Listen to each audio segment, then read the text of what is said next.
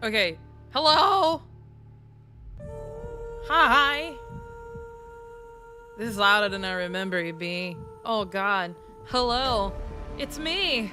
It's me. Clothes and apron. Yes, because I'm ready to cook and clean. Become the wife for their dreams. Okay? I was expecting just for. Hey, listen, I can't do that. Okay, this is YouTube. I mean, there's Twitch as well, but this is YouTube mainly. Okay, so we can't do that.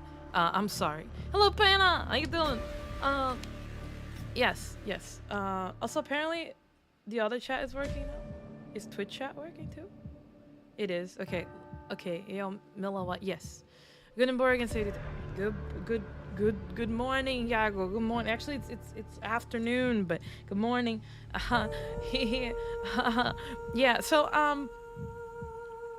the hidden interest that I was thinking when I wrote that was mainly I really like this MMORPG from like 2005, you know, and that's something I spent a lot of time on, but I haven't played in like a year because I haven't found a server because the one that I've played before self-imploded, like it happens with a lot of very old vanilla servers. So I was like, fuck, can't do that. And then I was in between a couple options, you know, a couple options that I don't know if I want to share right now because that might be a little too much, and maybe we can do something a little funnier with it in the future. And then the other one was visual novels, dating simulators, something that I spent way too much time on, way too much money on, and today, and this is a demo, okay, the first one that we're gonna play, at least the TOUCHSTARVED, the one that is on the thing. I've been obsessed with it for about a year now. It's a demo. The whole full game isn't even out, and I've been crazy about it. I have a secret Twitter account where I repost the content about this. I have, you won't find it, by the way, but like, don't try to find it. I backed this thing up on Kickstarter. I receive monthly updates on my email that I also share with Yume Hana. If you know Yume Hana, I'm outing her right now. She has the same hidden interest as me. We've stayed until 3 a.m. in voice calls playing visual novels and dating simulators and giggling to each other about it. Okay, so I just want to put it out there. So this is the girly one that might be a little funky for you guys. TBA? No, it's not TBA. It's Perfect World. Even though I did think, oh, maybe I should play RuneScape, but I'm like, RuneScape, but not necessarily a hidden interest. I would say a lot of people play RuneScape, but that's besides the point. So that's where we are. Okay, all you need to know is that TOUCHSTARVED have a bunch of hot, mostly men characters. Okay, could be Perfect World, right? It is Perfect World. It is perfect. We had a member stream once with it, but other than that, I haven't streamed it. Hello, Jesus. It's a little. Jesus is here to judge me. That's crazy. Okay. Yeah. Anyways, ready to simp, guys, or rather, riz them up. Yeah. Ready to riz. Also, I figure. Oh, this is the wrong. Okay, wait. This is the wrong one. Also, I figure that if I already showed you guys DayZ, so that's another hidden interest. So I thought that maybe that would be too much, because not too much, but like too anticlimactic, because I've already shown you me playing it. Okay, a lot of people. Super Yoshi the Amazing is playing. No, a lot of people play RuneScape, I would say. Okay, my apron is moving a lot. I think it got stuck to my hair. Okay, this will do. This will have to do. Just please. Also, we might have to end up playing multiple different simulators, because this is a demo and it will go by really quickly. Okay, just putting it out there. Okay, supposedly first it was supposed to come out when I backed it up last year on the Kickstarter. It was supposed to come out around the fourth quarter of 2024, but based on how things are going in development, it's probably gonna be more like 2025, which is very fucking depressing. However, I should get my little goodies physical goodies that I paid for soon, according to their email, which is very fun, very exciting. Oh my god. Okay. This is it. Being cucked, essentially. I'm ready. Please, please, no. It's a demo. Yeah, it's a demo. They don't have the full game yet. I still want it. Waiting to, just like I waited for Mori. Yeah, I'm waiting for this. Okay, I'm waiting for this one. I'm waiting for one called the villainous. What is his name again? It's in my. So I'm waiting for this one. I'm waiting for Diffraction, which is another one. I'm waiting for the Or Life 2, which is coming out as well. Also, Threads of You Beyond the Bay, which also had the demo come out a bit ago. Very good. Very exciting. Really liked the demo on that one. Then also we have the villainous one. I really want to play the villainous one. I forgot about it. What was it? The villain is something villainous. I'll find it here. Yeah, Save the Villainous, which should have the demo, the demo coming soon. Okay, there's also another demo coming soon for, actually, I think it is. Yeah, I think it is coming soon. Either the demo or like, is it the demo or is it the full game? Which is called Velvet Bite, Softly with Teeth.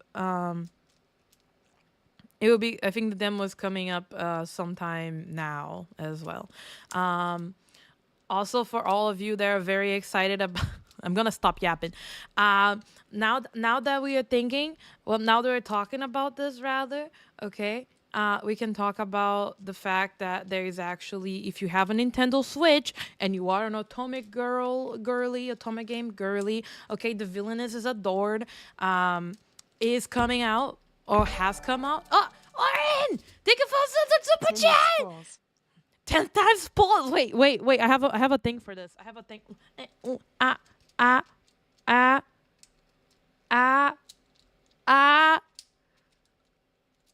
I need to be fast. Go, fast. Go. You will show up on the Discord, okay? And I can't. Here, you've gotten. Thank you so much for the donation, Rory. Also, thank you. Here you go. It's on Discord. You pulled Mila the slime. Yes, and then the villainous is Adored by the Prince of the Neighbor Kingdom is coming out in English, which is very exciting. On my little Nintendo Switch, I haven't been playing much, but I did get Parasite Lover. I think it's called Parasite Lover. Parasite Lover. Is it Parasite Lover? Nintendo Switch. What is it called? Something Parasite. Cupid Parasite. Sorry, it's Cupid Parasite. There's too many of them, so I don't know. But yeah, it very, very good. I have physical copies too because I for the Nintendo Switch at least I really like the physical copies. It's very good. Anyways, this is my hidden interest. I can yap about it for a very long time. Okay, enough talking. I want to see how. Well, listen here, listen here, buddy. Listen here, buddy. Okay. You guys asked to be like, oh, Mila. Like I gave options for you guys. You're like, I want to see Mila's hidden interest. Well, this is my fucking hidden interest. Okay, and I'm gonna be talking. I'm gonna yap about it. Okay, I just want to make this extremely like, out there. Like I'm gonna. You. Anyway, thank you so much. Unfortunately, I must go back to work. Oh, I'm so sorry. Maybe you should become unemployed like me. Actually, technically, I'm studying. Anyways, cries in the corner because it's Otome girl who doesn't have a Switch. There's a lot of Otome games. Also, Bunny, since when?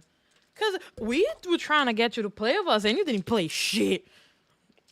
You out here with this Atomic Girl bullshit. I know for a fact that you're a fucking FPS Valorant girly, okay?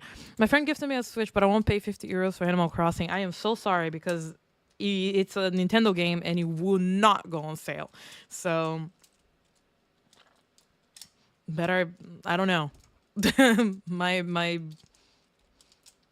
my condolences. She's gonna drool and get rabies. I am. Okay. Starting a bunny fun for a Switch. Girly, I play Nekopata boy version. Everyone plays Nekopata. It's like saying that you play Candy Crush. Also, that's her. Arrest her. Exactly.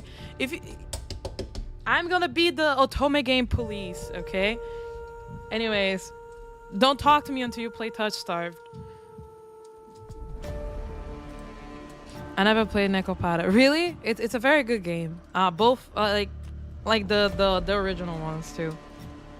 It's a classic. It's a classic. Cat girls, you know, like it's a classic. Can't go wrong. Let's do new game. Cause so remember we were talking about Mordos. Yeah, Mordos is in fact a streamers and content creators should turn fields in order to disable copyrighted music. Oh fuck me. I gotta. Okay. I gotta put the stuff to. I don't need tutorial. I don't need a tutorial. I've played this like 50 times. Who are we gonna riz? I forgot to ask in the beginning.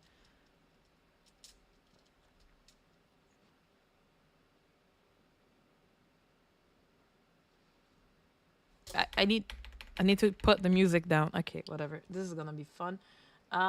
Game capture. Can I?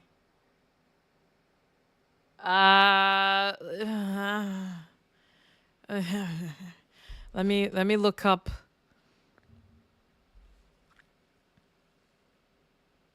Dark BGM? Because I can't put like a happy BGM in the background. Right? Favorite Amor Doce crush? The Armin, which was the gamer. Him and Kentin, which was completely obsessed with me because let's do Dark Souls Oast. That shouldn't be copyrighted, right? I think.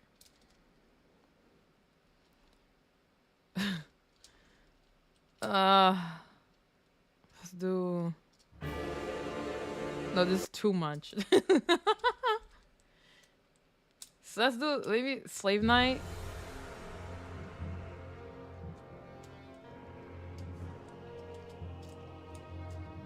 I think we can handle this, right? Vanilla or chocola? What is your flavor? I prefer chocola, yes. What's your name? Mila. Choose your pronouns. She, her.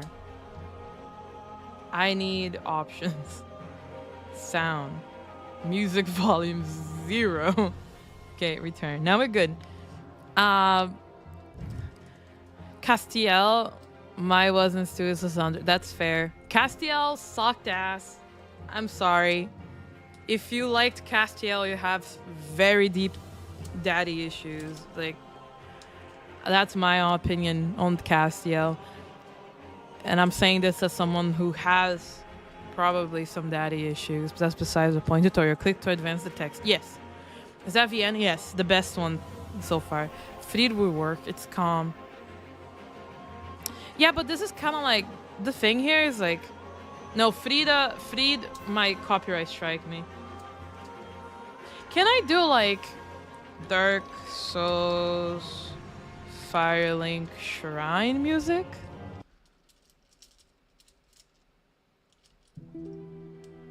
Yeah, there we go. This is what I'm talking about. Wait a minute, this isn't the coffin ending, right? It's not. It's not. Hey everyone, hope you're doing well. Estás bueno, amigo? E aí? Olá, como estás, Teamsicle? Olá, Zaki. But appeared to successfully caught me. That's fair. I stopped playing it after the high school and not using Black Souls music. I'm devastating. I am. This is... Oh, Black Souls music. Oh, this... Okay. Listen, boys and girls and days. This world began to unravel long before you were born. It began with fogfall, a spectral mist bled from the seams where reality were so thin it split. And from that fog emerged the monsters, inhuman beings of unnatural powers. I'm gonna need some water because my throat... Uh, with unnatural powers, some possessed the language and intellect, others were mindless beasts driven by a little more than desire to slaughter.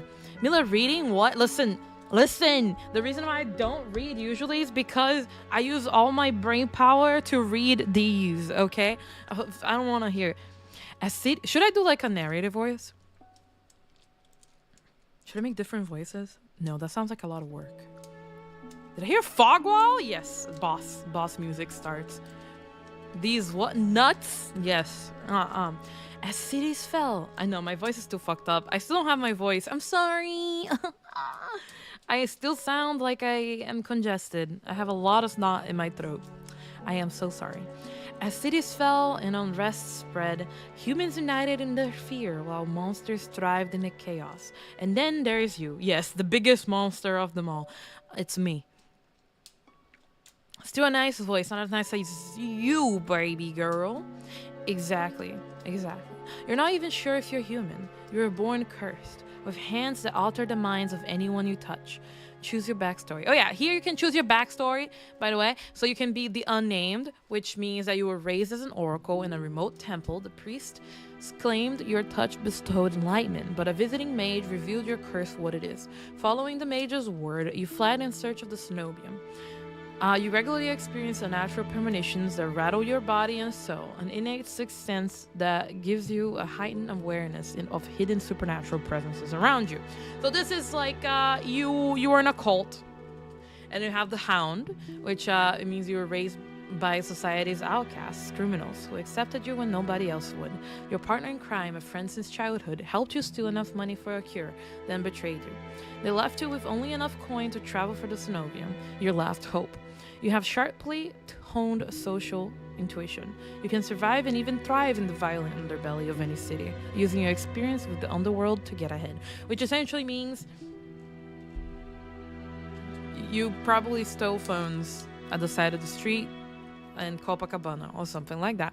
Try humidifier. The downstairs here where I live is so humid that I probably don't need it. You can name a character Full Metal and become the alchemist. Yes. Also, and here's the better option, which is the one I choose. I also have my own little original character that is I made and I drew her. So she's like the original character that is supposed to be the character that I'm gonna play as because I'm crazy. Okay, I'm crazy. That's why. Okay, not crazy. That just means it's very normal to do that. Okay, it's a self-insert. It's a self-insert. Okay, I make a character. She has her own personality. Whatever. And she's an alchemist. So the alchemist, an exiled cenobium mage, took you in as a child, raising you as her apprentice. She seemed to take pity on your curse, but you discovered that she was cultivating you as a test subject. You fled to the cenobium seeking a cure. You're an experienced spellcaster with encyclopedic knowledge of alchemy, spellcraft, and history. For a little observation, you can identify the subtle effects of magic. Yeah, so this is the best one. We're gonna be doing this. I don't care about the other ones. But Mila, maybe you should do something different. Well, chat truth. No, I'm not. Also, however, I am gonna get a cup of water because I am gonna fucking die. I need water. I'll be right back. Okay, this might not be true because it says I'm gonna pee, but it still has to be right back on it. So I'll be right back.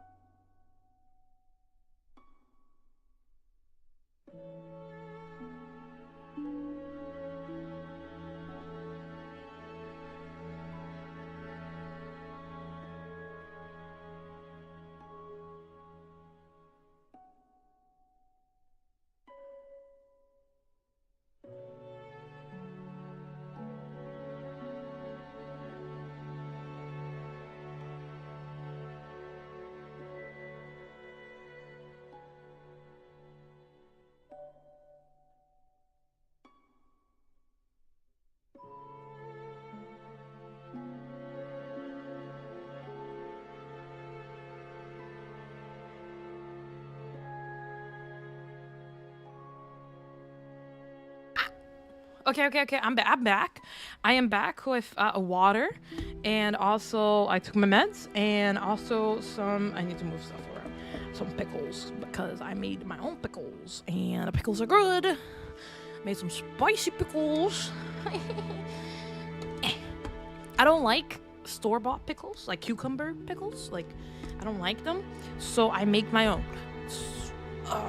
And I made some, and they were marinating for the past 3 days. When did I get home? No, it was Monday. I made it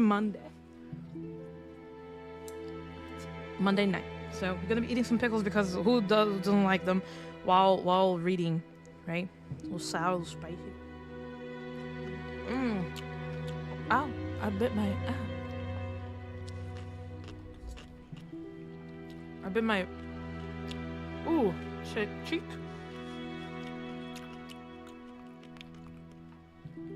Tutti found. Welcome back. Welcome back. Thank you. Most female thing ever. What? The pickles? Everyone likes pickles. No? Your name is Mila. You're selected she, her pronouns, your backstory is the alchemist. Is this correct? Yep.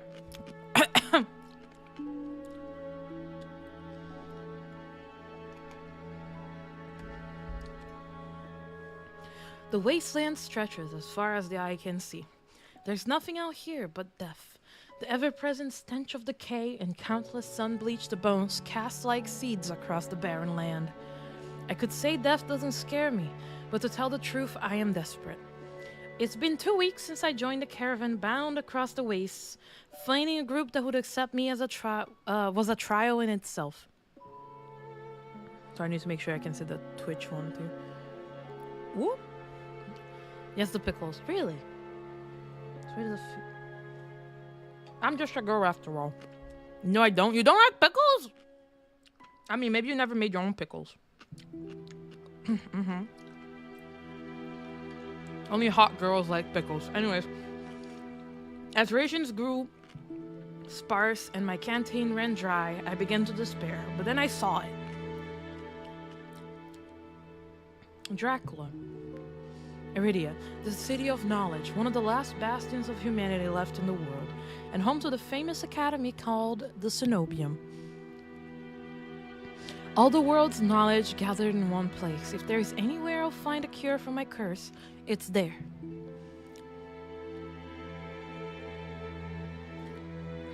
All that stands between me and a cure is a final stretch of salt-soaked wastes, or so I think until I see the first tendrils of fog snaking beneath the wagon. I don't know how to read. I'm so sorry. Whenever I got a burger from McDonald's, I usually order without or pick them off myself. Weak.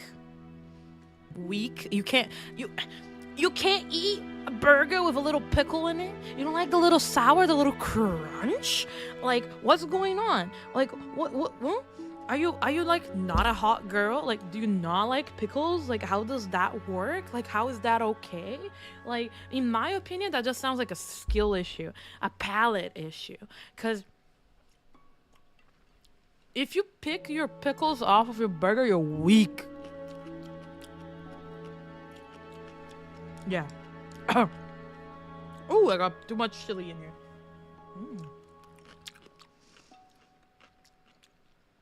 You know, you're just saying that because you haven't eaten my pickles.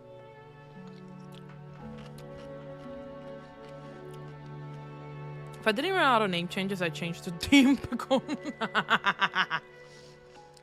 Wait, you have a... You change your name a lot. How what is the limit? Curious.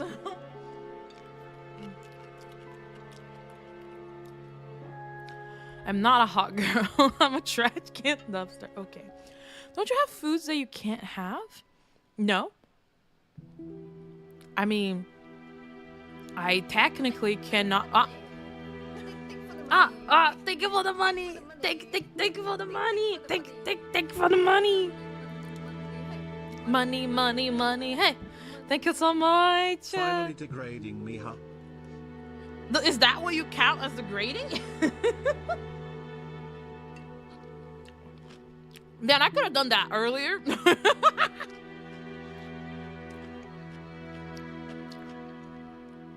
But technically, I can't have dairy. Do you see me not eating dairy? No, because I'm not a pussy. So I still have the dairy. Either way, I'm just gonna deal with the consequences like the big girl I am. Hoi hoi, hello, Mr. Pigeon. Peter Piper picked a peck of pickled peppers. Pickled peppers. I like pickled peppers. Pickle with some vinegar and oil. Oh, yeah. How about you eat some crab, Mila? I will. I will. Is that a challenge? I will. Please don't. Yes, I will. I mean, honestly, the worst thing that happens is that I just get some rashes, like hives and rashes. So it won't kill me.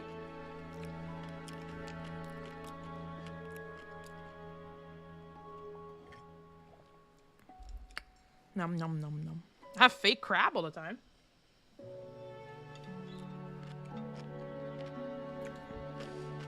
I'm not gonna scratch you. That's whatever. I'll survive. Like I said. You picking it out? Skill issue. Is this Fogwall? Oh, it's a Hush voice. Is this Fogwall? What cause have a phone stream? Thank you, Timsago. You know what they say? What doesn't kill you makes you strong. Exactly.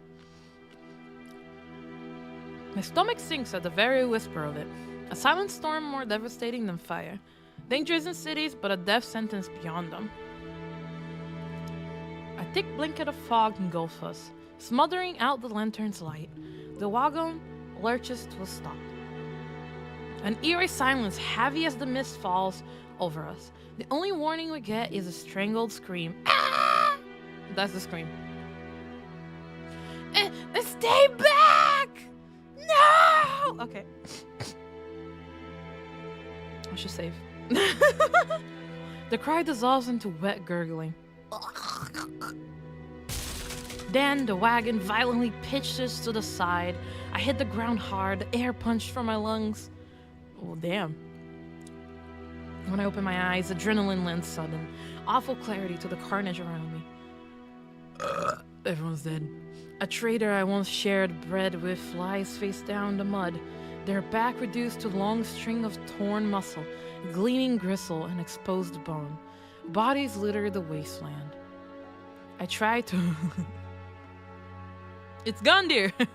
I try to rise, but my ankle explodes with pain so blinding. White blooms across my vision. Only when my eyes adjust do I see the dark shape in front of me. A soulless stoops over the twist. I would. Would you guys? I would. Wilhelm screamed. This opening sounds a lot like Darkest Dungeons on Fire. Kind of similar art styles in a way. Wood? What are we thinking? Wood? I would. Anyways, I freeze, but it swivels its head. A dozen bulging eyes twitch in my direction and blink as one. Depends, is it a dude or a girl? Does it matter? Like, does it matter? I don't think it matters at this point. The soul lets out an ear-splitting shriek and runs at me. Fast as fuck, boy. But right before it reaches me, the beast barrels past, vanishing into the mist. Distantly, a horse screams in the dark. I need to move now. What should we do? Yeah, of course it matters. Of course not. It's a monster with a bunch of eyes. At that point, like, if you're worrying about, is it a dude or is it a girl? Like, weak.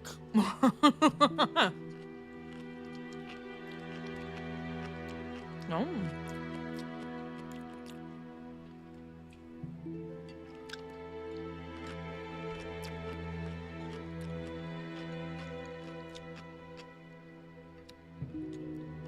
It's just tentacles.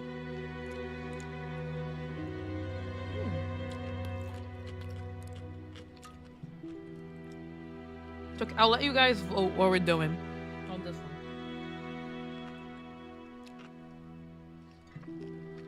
I'll save because I don't know.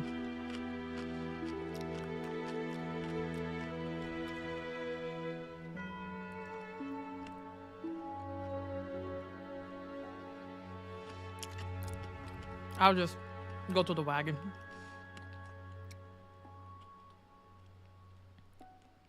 Oh. Wagon is for daredevils? Okay, you wanna go to the city. I take off, running deeper into the haze. The fog is so thick that I fear I'm headed in the wrong direction until I see a dim pinprick of light emanating from the shadow of a spire. It's faint, but it's enough. I came too far to die here. Rapid footsteps echo all around me. I turn in circles, frantically searching the opaque mist for the source, but the fog wall twists and stretches sound. Suddenly, the caravan's driver bursts forth from the fog. Our eyes meet too late. He slams into me, knocking me to the ground, and slips in a patch of mud. The soulless falls on him as soon as he slows. He catches the driver by his throat and rakes his stomach with razor-sharp claws. He comes apart like wet paper, spilling intestines and viscera in a steaming tide. Yum! Fighting the urge to heave, I claw frantically through the slippery muck for a handhold. Shit! My hand catches on the jagged edge of a rib shutting from the water. Bandages unfurl around the gouge torn deep into my palm. The pain's quickly forgotten when a hand closes around my wrist. Do we have our first character? Oh no. Traveler. Can you stand? One of the travelers from the caravan leans over me. We need to run. Oh yeah, that's our hand, by the way. It's all sorts of fucked up.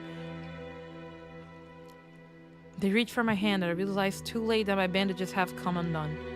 No, don't touch me. The sensation of their thumb brushing the back of my hand sends a shiver down my spine. All it takes is one touch, and in the space of a breath, my curse takes hold. Wait, this is not Yuri. It is not. The lips peel back into a deranged grin. Hi!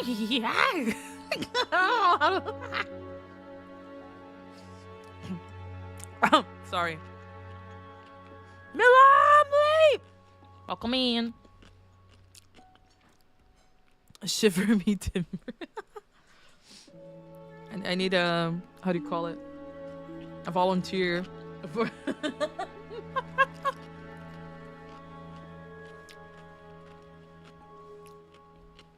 for the No, I've seen this face countless times before.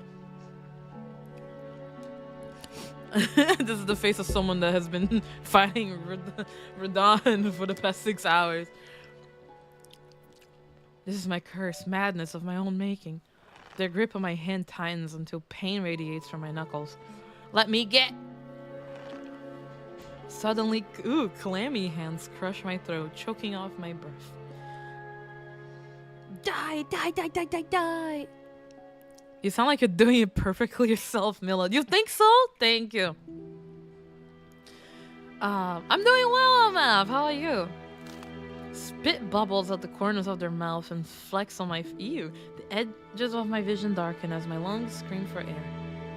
Fight them off. We ain't pussies. My nails gouge deep into the traveler's wrist, but no matter how much blood I draw, they don't flinch. The more I struggle, the tighter their grips grows. My pulse hammers in my ears, slowing with each thudding beat. This can't be happening. I'm going to die. And not because of the fog fall or the soulless, but because of my own curse. Tears sting my eyes. No. No, no, no. Not here. Not like this. No, I should be like, no, not here. Not like this. The hands drop from my neck, leaving me wheezing for air. My lungs burn with each ragged cough. My vision clears and the traveler's face takes shape, hovering inches from mine, lips still split in that macabre smile, even as blood seeps between their teeth. They give one last shuddering breath, then slump over the claws hooked through their stomach. The soulless show. Yeah, let's go. Sorry. What is this title? If you go on the Discord announcements, you figure out. Essentially, I asked people what we're gonna play today. This was the choice. My hidden interest.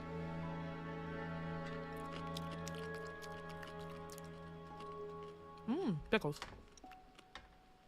The soulless shoves my body aside and the glowing eyes, studying its leathery skin thin as though grinning. What if I make the monster crazy? There's a flash of claws, red spill across my vision. I thought there'd be pain, but as I sink into the murky water, all I can feel is the grit of silt filling my mouth and the icy embrace of shallow water. Distantly, I notice an arm resting among an outcrop of reeds, mine neatly severed at the elbow. Oh my god! It should have taken both arms. Without them, maybe I could have survived. Maybe I could have had a home. Instead, I'll die cold, alone, and face down in a desolate wasteland. A fitting end for a monstrosity like me. If this is death, it's not as bad as I feared. The cold is gone, and as is the choking stench of bog water. I could drift forever, cocooned. I like this word. Cocooned. Cocooned in oblivion until all thought and sensation vanished.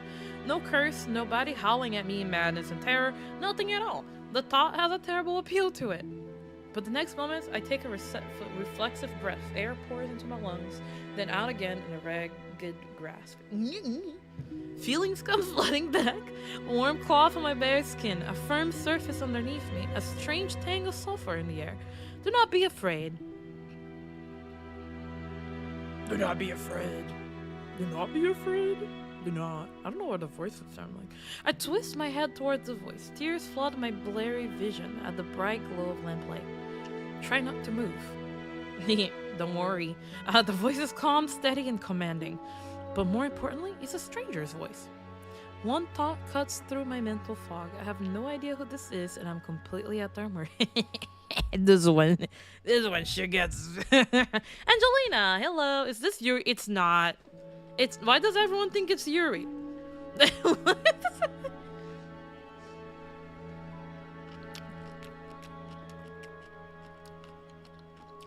Fine, more pickles. What's with you guys and Yuri?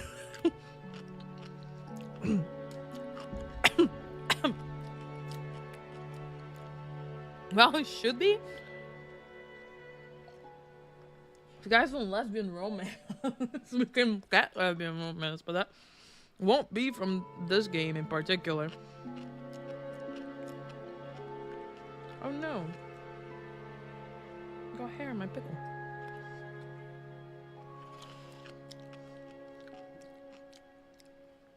It can't be Yuri because it's a guy. It would be no, my character is me. It's a girl.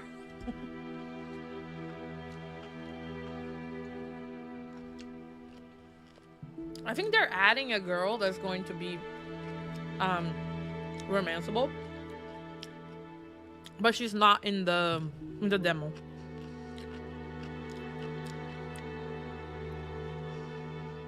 Nom nom nom nom. Okay, guys, the pickles are done. They're over. It's a sad ending for me and my pickles.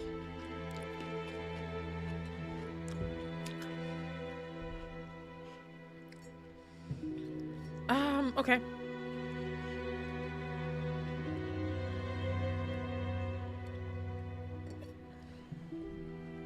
Stay away from me. Please don't. Hot stranger. Pickles are done. This is a Baki rep. No, I just finished eating my pickles. My words come out in a little more than a creaky whisper. I clench my mouth shut, hating how weak and helpless I sound. The man just said no. No. No? What the hell is this? I'm sitting up. I manage to push myself up on one elbow, but my head swims, and my surroundings give an alarming lurch. Ah, a stubborn patient. Yes, doctor. Please take care of me, doctor. I don't have the strength to dignify that with a response. Instead, I pull the sheet up higher and wipe my eyes until my vision clears. Yes, hot doctor. Hello. The stranger towers over my prone form. Warm light reflects off his pristine medical coat. I instinctively shrink back, and that's when I notice that I'm completely naked except for a thin linen sheet. Naked? Lie on a low cot with a pair of sharp golden eyes watching my every move. The man's gaze flickers to my exposed, unbandaged hands. I plunge my hands under the sheet to hide them from sight. Though it's too late, he must have noticed what they look like. Strange. Cursed. Inhuman. I brace myself for his inevitable suspicion and disgust, but his expression doesn't even flicker from that courteous smile. He just watches in placid silence as I struggle to make sense of my surroundings. Where am I? Who are you? Be calm, you're safe here. Whoever this is, he clearly has no idea who or what I am. I've never been safe anywhere with anyone.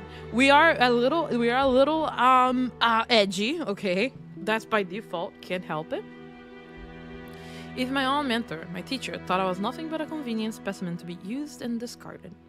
I scout, pulling the sheet protectively around myself. Where are my clothes? The man's golden eyes narrow slightly. A sharp sight rustles the papers in his hands. I see you're not to be dissuaded. Your clothes were torn to shreds when I found you, but I procured replacements. Thank you, sir. With a soft creak, he stands from his chair, giving me a better view of my surroundings. I seem to be in some sort of medical clinic. Bottles of silvery alchemical concoctions line the counters in neat rows. The air makes my nose twitch. A faint whiff of smoke and something distinctively metallic that I can't quite place. Honestly, it's kind of like ASMR, isn't it? It's just me reading.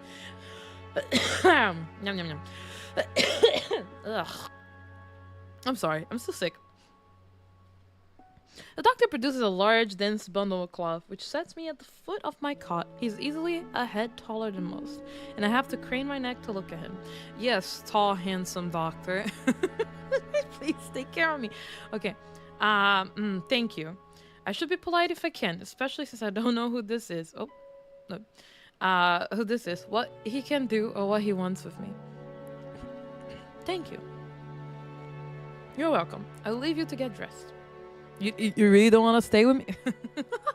With a curtain already leads through a narrow door. Bye. I hear a soft click as the lock turns behind him. I count to 3 in the sudden silence. When I don't hear any more footsteps, I reach for the bundle of clothes.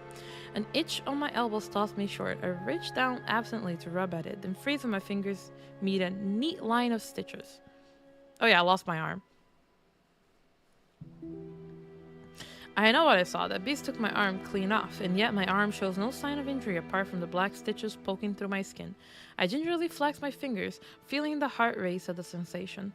This is impossible. I should be dead, or at the very least gasping out of my last breaths. I squeeze my eyes shut, waiting for the pleasant dream to unravel, to wake up bleeding out in the swamp. But nothing happens. The seconds tick by, my arm remains resolutely healed, my surroundings pristine and quiet. In numb disbelief, I reach for the replacement clothes and begin stiffly pulling them on. They are thicker and warmer than mine were, with a black woolen cloak to go with them. But there's one thing still missing, my bandages. The golden-eyed man didn't leave me with any, even though I know he saw my hands. I slide off the bed and take a few unsteady steps towards one of the drawers. If this is indeed a doctor's clinic, there must be bandages somewhere. I start opening drawers at random, and of course, that's when the door swings open once more. Are you looking for something? I whirl around, clutching a thick roll of clean bandages. I try to step back from him, but my legs bump up against... My legs bump up against the edge of the cot. Your caution is understandable, though if I meant you any harm, you would know. That doesn't make me feel better in the slightest, but he makes the move towards me. So I quickly wind the bandages around my hands. They will make good audio. I need to do the audio clips from the... I need to do the audio clips for the Donathon. Oh my god. Wait, do I still have them?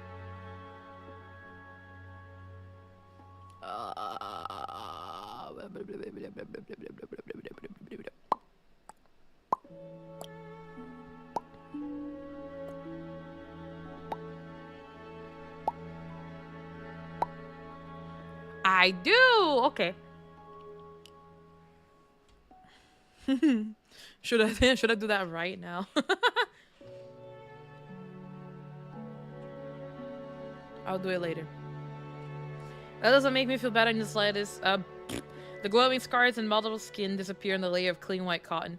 May I ask why you need additional bandages? I clenched my jaw. I knew it would be a matter of time before he asked by my hands, though the way he does it is strangely roundabout.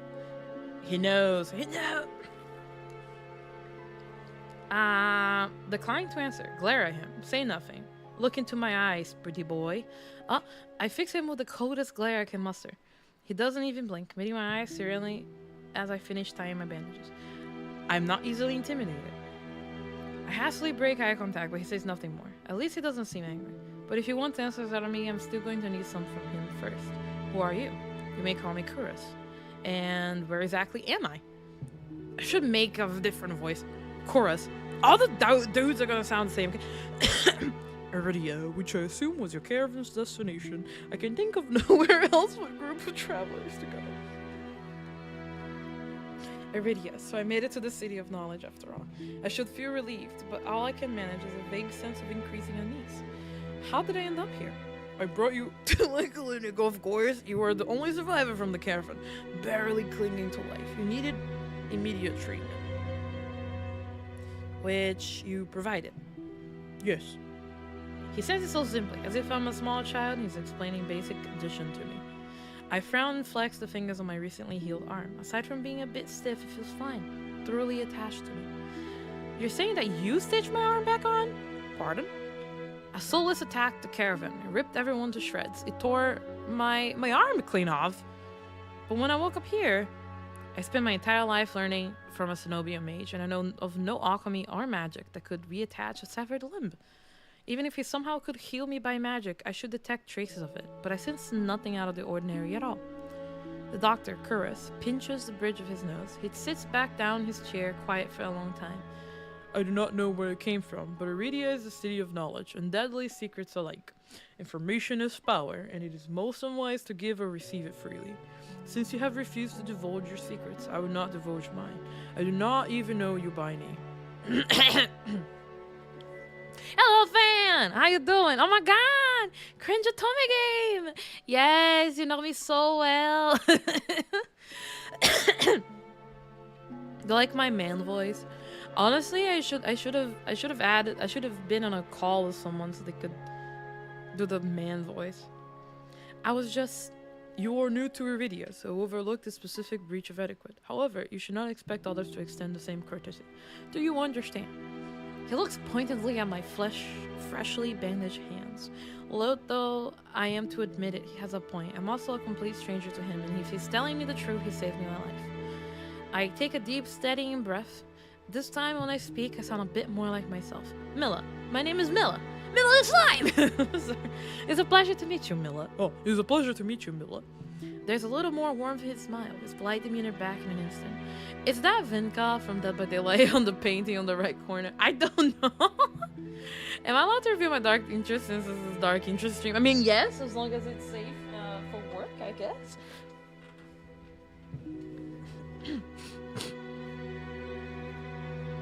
We're asking too many questions. Thank you for saving me. Thank you for saving my life. I chance a smile in return. Even if he won't explain how he did the impossible, there's no doubt in my mind that I'd be dead if not for Kuros. Think nothing of it.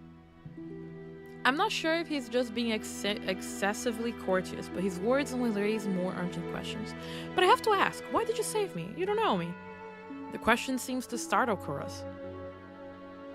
Yes, Kuros, please save me. Save me from the world that is not having your love. Okay.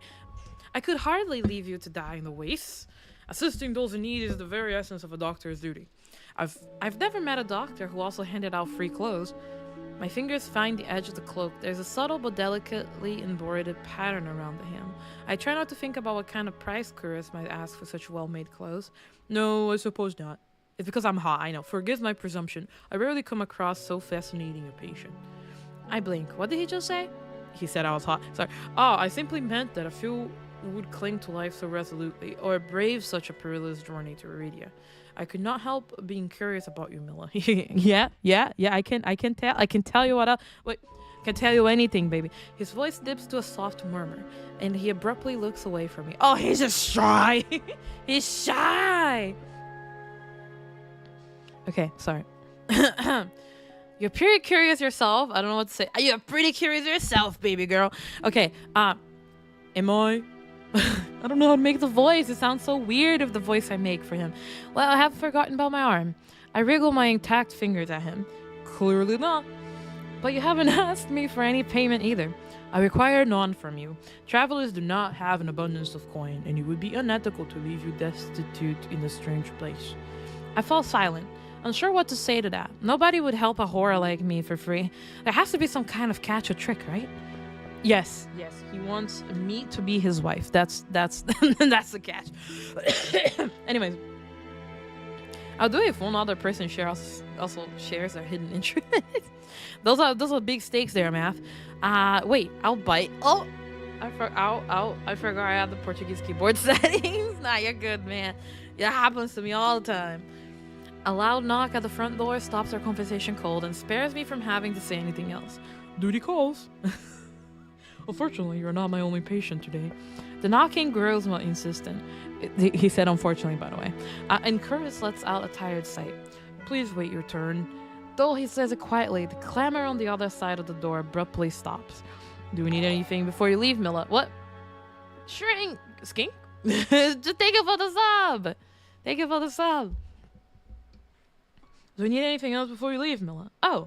Between the Solar's attack and my miraculous survival, I'd almost forgotten why I came to Iridia in the first place. I need directions to the Cenobium. The Cenobium? The look on his face is downright chilling. He pauses, choosing his words with cold deliberation when he speaks again. Whatever you seek, it is very unlikely you'll find it there. The Cenobium's gates open for precious few visitors. Even if they did, you would not like what you found inside. My heart sinks. Is he saying that I came all this way for nothing? Risk life and limb for nothing? No, that can't be. I've only just arrived, and Iridia is the largest city still standing. There has to be a cure for me there. And if not the Cenobian, where would you suggest? Do you know anyone else in Iridia? I shake my head. Then I suggest a local guide. Head to the Wet Wick and ask for Leander. Yes, Leander. Excuse me? The Wet what? The Wet Wick. He sounds deeply unamused. Follow the postings advertising Leander's bloodhounds. They are difficult to miss. When you meet Leander, tell him I sent you. There isn't much to go on, but Curious points towards the clinic's back door. You'll be safe so long as you do not draw attention to yourself. That's easier said than done. I've always been a magnet for the worst sort of attention. If you require my assistance, you may return whenever you wish. Though he's smiling, there's a note of finality in his voice. Resigned to my dismissal, I slip out the back door. Alright,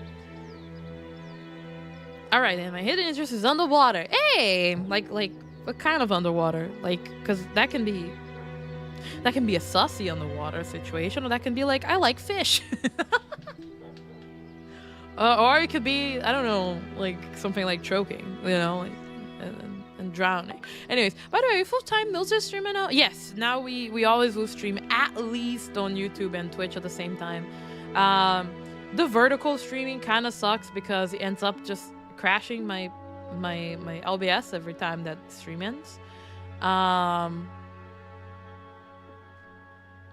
So there is that. However, you know, just girls. But like Twitch and YouTube, regular YouTube, doesn't seem to crash, so that's what we're doing. Yay! Oh no, my thing overall the fun art, not suffering because I don't want like Animal Girl getting hurt. I see. That's good.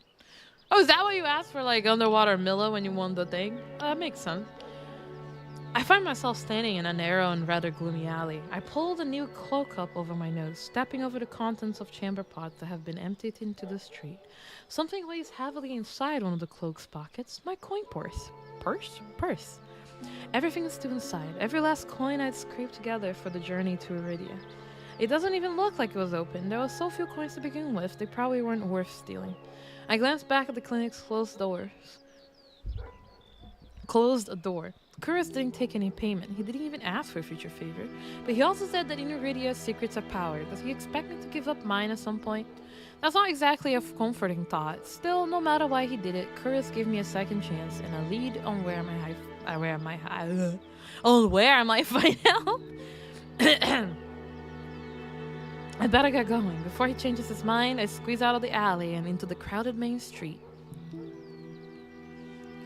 The line outside Kura's clinic stretches down the road already. Two tin peddlers queue alongside weathered elders.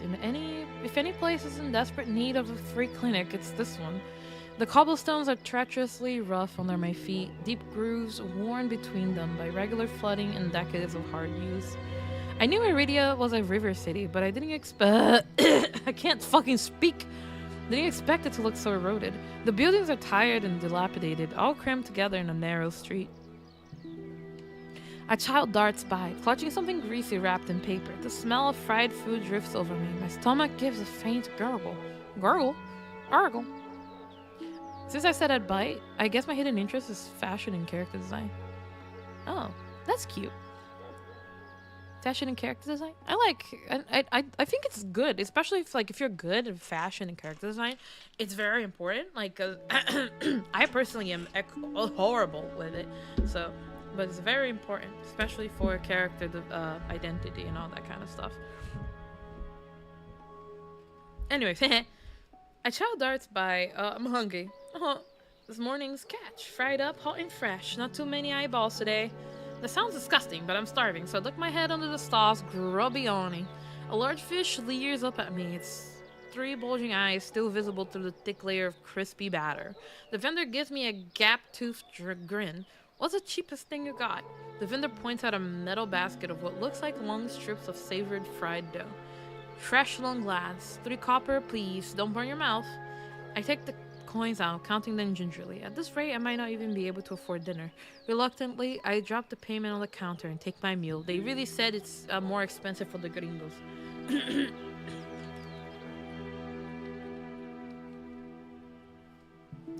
2 streets later, I pass under a wrought iron archway adorned with dangling garlands of red and pink lilies.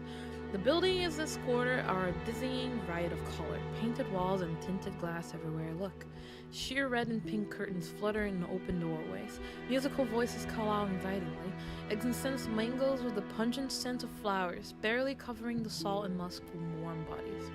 I kind of wish I could wear fashionable clothes, but I live in Brazil, so the second I go out wearing anything beyond shorts and short sleeve just makes me sweat like old cheese. I don't know about that. I was in Brazil for the past 3 weeks, and I could say that I did wear layers and stuff. I still was sweating like old cheese, but you can definitely survive depending on where you're going. If you're not going to just be walking around outside the heat, you know, you can do other things, you know. Can I say the art or saving my phone on media channels? Nothing saucy. Yeah, of course, as long as it's not saucy. maybe this was not a good idea considering I can't really talk that much.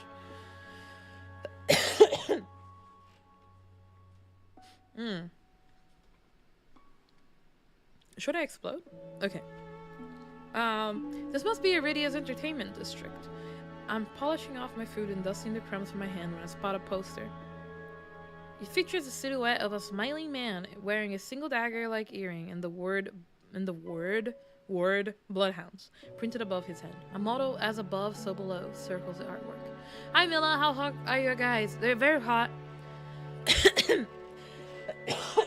My voice isn't...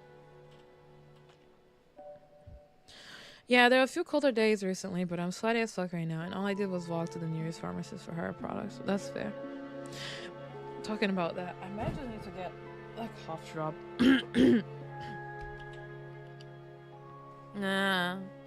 How you doing, Canestra? Be right back. That might be just faster. NTR stream. No, not an NTR stream. God damn, look at them. You guys are so silly. You know that? Extremely silly. Anyways.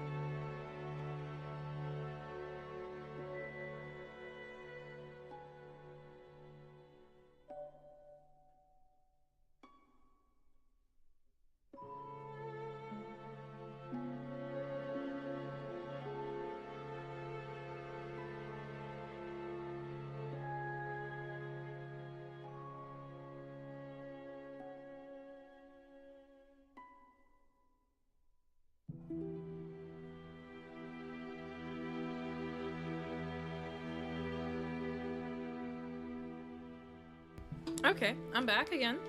I got some medicated things. Kind of like candy. Sound like I'm not the first one. You are! You are the first one to make that comment. You are! Mila's relaxing always and ever. I am. I think Mila's voice is really relaxing when she's sick compared to the yelling she does in open rain. Bitch! You just call me annoying? So how are you guys on this fine day? I'm doing great. I woke up extremely early for school. I also slept extremely early yesterday. And I finished school and then I had instant ramen. And then I started streaming. And that's all. Wholesome. Glad to have everyone back on Mila's stream. Aw, miss everyone. Aw, me too. Mila's relaxing always and ever. Maybe this says something about my state of mind. I rolled. As above, so below, circles the artwork. Anyways, if Leander is the leader of the Bloodhounds, then the face printed on the post is likely his. Leander is the biggest tittied male in this thing. There's, I think it's like 3. So it's Leander, Kura. It's like 4 of them use he, him pronouns, and 1 of them use they, them pronouns. My favorites are Leander and I. You're gonna meet them. Don't worry. I have been learning how to read. It's been hard. School has been fine. Reading is harder than I remembered. Speaking is even worse. But I'm doing okay. I'm very tired, probably because I've been trying to... I'm not trying. I'm having to wake up fairly early. So like yesterday I did, it was in person. Today was virtual. So that's how our schedule is going to work on virtual days. I can stream a little bit earlier because they tend to end a little bit faster. Or when they don't end a little bit early. There's also just the fact that I can just turn off Zoom and open OBS, you know what I mean? But for example, yesterday we were supposed to stream at around 4 and I got home at around 4, but I was extremely tired. I couldn't do anything because I had to wake up at 5 a.m. to commute, so that was tough, and that's why I canceled it yesterday. Sent the little notification on the community post in the YouTube channel. But today was virtual, which means I actually could wake up like a bit later. So yeah. Hey, Mila, it's good, Mila. Hello, Captain Nubius, how you doing? Shouled him. I trolled. No, having to wake up. I know. I was waking up late and going to bed late. So it's been a weird change. Definitely. So I'm just very exhausted. It doesn't help that I'm sick, and I also just came back from a trip.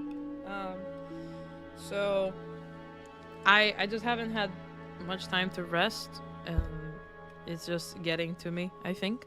But other than that, I am completely fine. I'm very happy, very grateful as well. I got a commission I have to finish as well this week, and it should be okay. Going to bed. Why are you going to bed? Do you use your avatar on Zoom asking for a friend? I did not, in fact, use my avatar on Zoom. But I was a little afraid that, like, because there's a lot of people there, so I was like, what if someone recognizes me? And I'm like, I'm not that big, I'm fine. You know, a lot of my artists I follow who do underwater art do this thing called Synctember. Oh, that's cool. It's kind of like oak, what is it, Arttober? Doesn't sound completely fine. Anyways, hope you're having fun this game. I'm having fun. This game, I've played it too many times. That's the only problem, I think. I don't know if it's healthy. But other than that, I am doing great. I know it doesn't sound like completely fine. It's just I am sick, so I'm like physically tired. More than I am like mentally tired. You know what I mean? Because like I can, like, waking up early and all that is just gonna be a habit. So it's just I'm gonna change, and eventually I'm not gonna need caffeine and all that, you know? But because I'm sick, it's just like I'm getting very tired. Like yesterday, I could have probably done it, the stream afterwards, but since I'm sick, it just felt more physically tired. So I was like, okay, I gotta just go to bed. So I went to bed actually at like 6 p.m. and I woke up at 6, almost 7 this morning.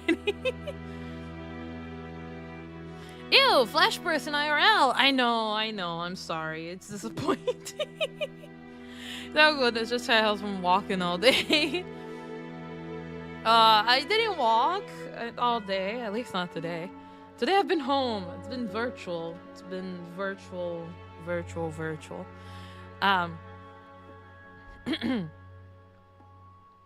I followed the line. Anyways, we should make a nobody dating set. We thought about it, but no one has the time to make the script nor the coding in our group right now.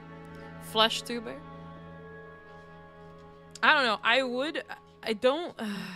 I would become a Vtuber, but I don't know. I feel like it would be like, it's one of those things that it might be disappointing for a lot of people, so I wouldn't do that. It's been Virgil. What the fuck does Virgil mean? Virgin? It's been virgin. I followed the line of identical posters around the corner, nearly hit my head on a precariously dangling wooden sign. Looking up, faded orange letters read "The Wet Wick." Ah! Woke up at 6. Thank you so much for the money, Kanisra. Thank you so much for the money. Thank you so much for the money. Thank you so much for the money. Money. Hey. Oh yeah. Welcome. Thank you. Woke up at 6. I woke up at 6:58, more specifically, I think. But yeah, it's good. Oh yeah, there's also like construction going on at the like main door of the house. So like everyone that lives here is gonna go through my door in the back. So if you guys hear like steps and shit like that, don't be alarmed. Money. Money, hey! Money, hey! Thank you so much for the money. Thank you for the money. The inside of the bar is a far cry from the abandoned exterior. It's not even midday, yet most of the tables and booths are occupied by a loose assembly of people in matching green cloaks. I am no stranger to bars. Sometimes I would take my books to the local tavern for a change of scenery, but I much prefer quieter places.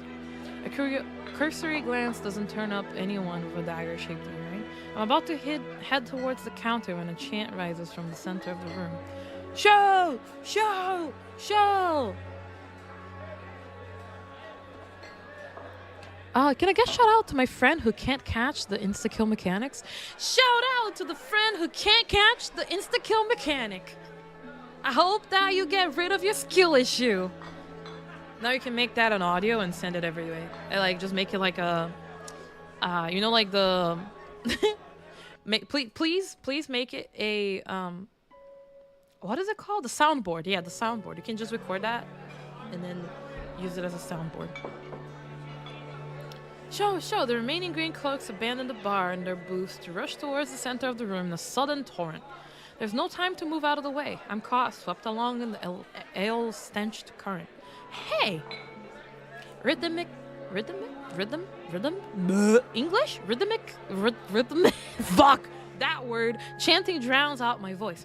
I throwing out my elbows as the press of bodies grows heavier. My hip knocks into a table. Oh, that fucking hurts. I grip, holding on tight, to steady myself. But the crowd has stilled. The chanting stopped. A pair of gilded boots stride across the tabletop.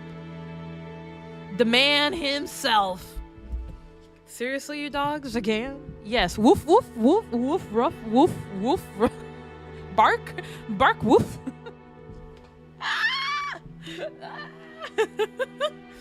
Scattered laughter and cheers rise from the audience. I drag my eyes upwards. A well-dressed man stands stands on the table in front of me. His broad shoulders framed by his thick lapels of a trench coat. Look at this man. Okay. This really is the last time, alright? This time when he speaks, the audience falls silent, as though bewitched by his magnetic presence or rich, low voice. But nothing is as captivating as his smile. He beams at the crowd around him, a performer on his makeshift stage. Amen. Show more! I want to see more! Dude, I'm so sorry. We're confused what this game is. It's a visual novel, dating simulator, whatever you want to call it. I'll clip it. Don't worry. Thank you. More views for you. I appreciate it. So he's the skin god. Like, he has no skin. Well, his skin's his enemy, so he wears that. The Fall of Aztecs Part 3 by no promo on stream. Very good. Yo, this writing is kind of fire. The writing is kind of fire. Anyways, you should have watched the beginning when they were talking about the monsters and stuff. It's very descriptive. Anyways, Leander, look at this man. Look at his hair. Look at his face. Look at his little eye. Like, you can see that he's tired. Look at the the atrocities I would commit for this man. Don't blink or you'll miss it. I would never blink. He laughs, and the dagger-shaped earring dangling from his left ear catches the light in a flash of gold. It would seem I found Leander. Yes, the love of my life, you mean. He raises his hand above the audience and snaps. Descriptive is the word. Yes. A flash of pale green light. Real magic. No ordinary stage trick blinds me. Wow. Look at the size of his titty.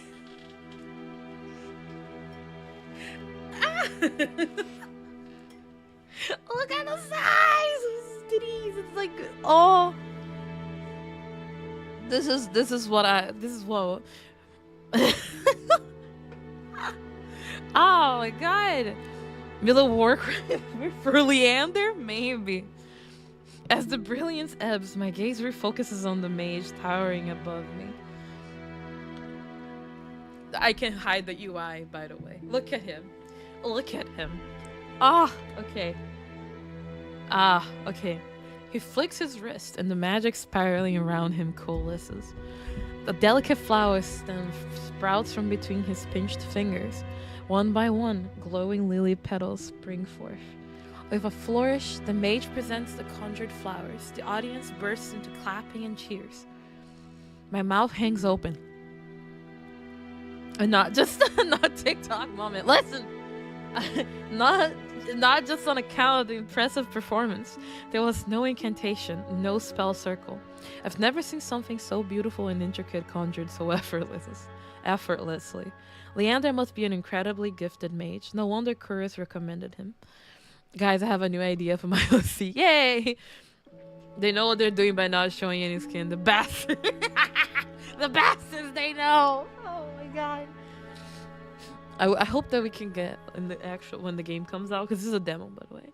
When the game comes out, that we get some skin. Leander plucks the iridescent bouquet out of the air and turns into a slow circle, giving his audience a good look. Now, who could use some good luck? Eagers, onlookers, scoot closer to the table. By the way, at this point, I will be on top of the table. Some reach for the lilies, while others whistle and call Leander's name. Leander! But his cool green eyes slide right over them, locking on me instead. How about you? Oh, my chest. Every person gathered turns to stare at me.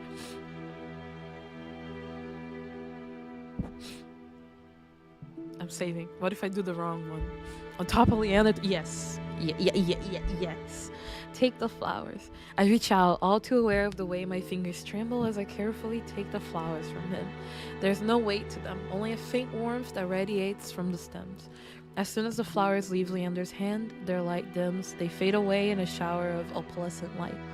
To my surprise, Leander laughs under his breath. That's the problem with flowers. They don't last long, but they leave an impression, right? You know who else leaves an impression? Mila making the game title more accurate than the game itself. Shut up. I don't want to hear. He grins at me and I find myself smiling back. Oh my god. Leander steps off the table, dropping among the excited crowd with an audible clink. Alright, bloodhounds, get back to your drinks. Show's over. The green cloaks disperse at his command, returning to their tables and booths. Before I can make my way towards Leander, his eyes find me. Look at that! Roar! XD! Bounces on you. Okay. He gives me a friendly wave, then beckons me over to the crowded counter. Okay. I managed to squeeze beside him, but there's so little room that his broad shoulder presses against mine. I tense, but he doesn't seem to mind at all. Shows Drover. Now. Is this your first time in Iridia? He says it lightly, with a genuine air of curiosity. Do I stick out that much? No, but I'm certain I'd remember seeing a face as lovely as yours around the whole time. I love him. I love him. I love him. He's my husband. I want to marry him. Leander. This price somehow hotter. Yeah! Oh my god. You need to go on their Twitter. Their Twitter has some... Touch star. Touch star. You're not a red. You're not. You. Okay, listen. They make these things, okay, and they had a summer one, and Leander. The one who deserves to go. No. Listen. Trust me. Click the link. Click the link. It's fine. I swear. It's fine. But I do believe if you're saying there is art. Yes. I can't open it, Lamau. Oh no, fan, you're Brazilian. I'm so sorry. I'm so sorry. That's my bad. Oh well, it's fine indeed. Yep. Yeah, it's very fine. A lot of art there. A lot of art.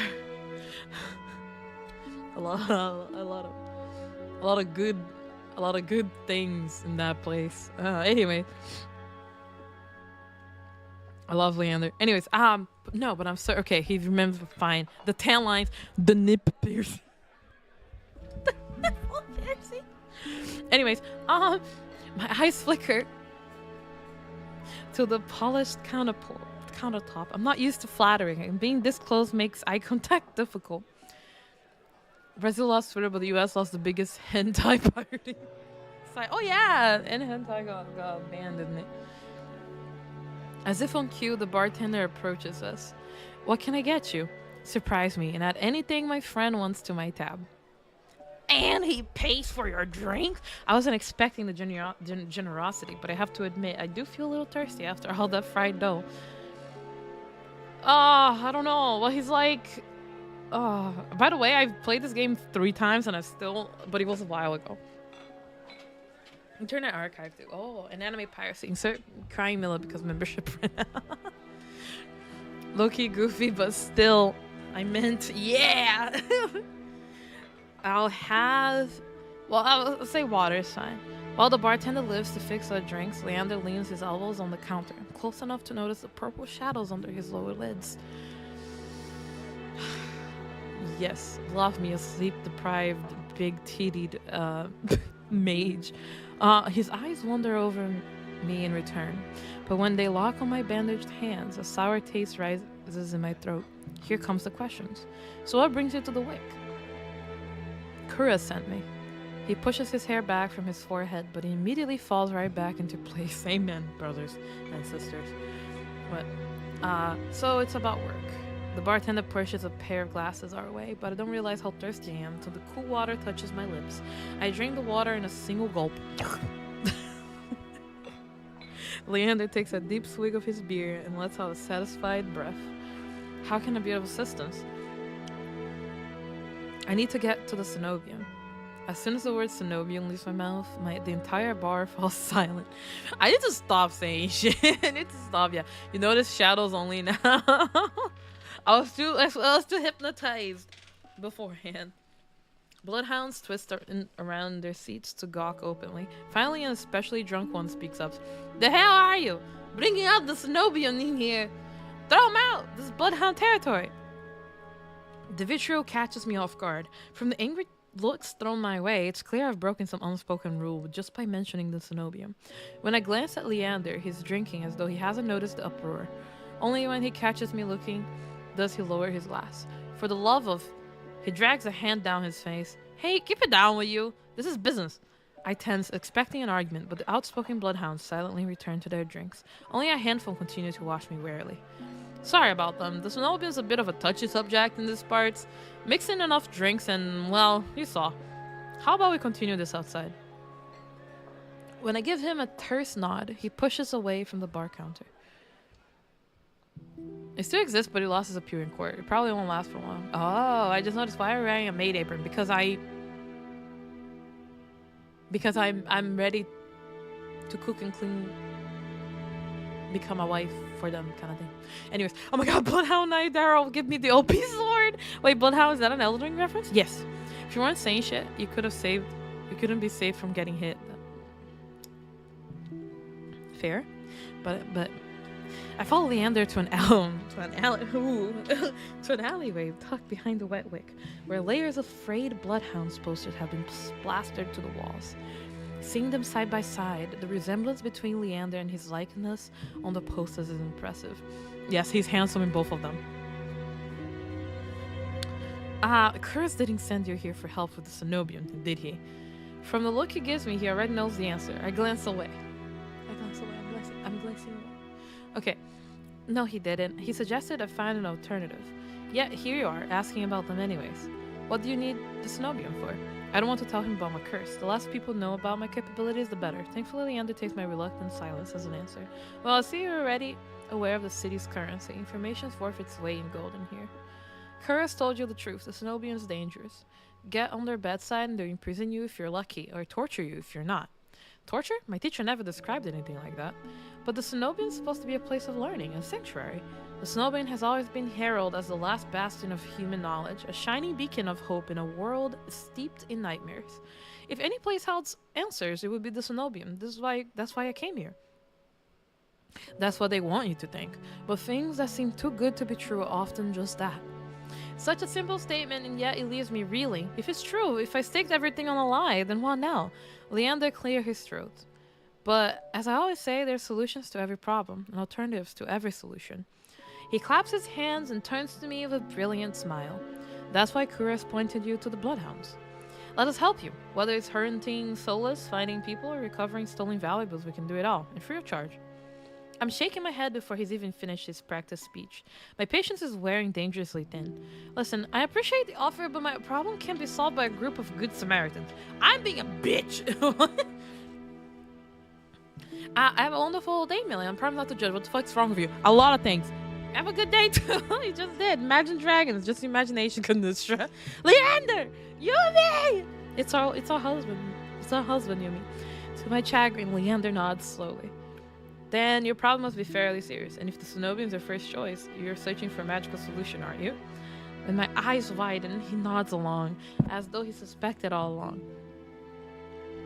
I'd be happy to help you out, that is, if you tell me what ails you.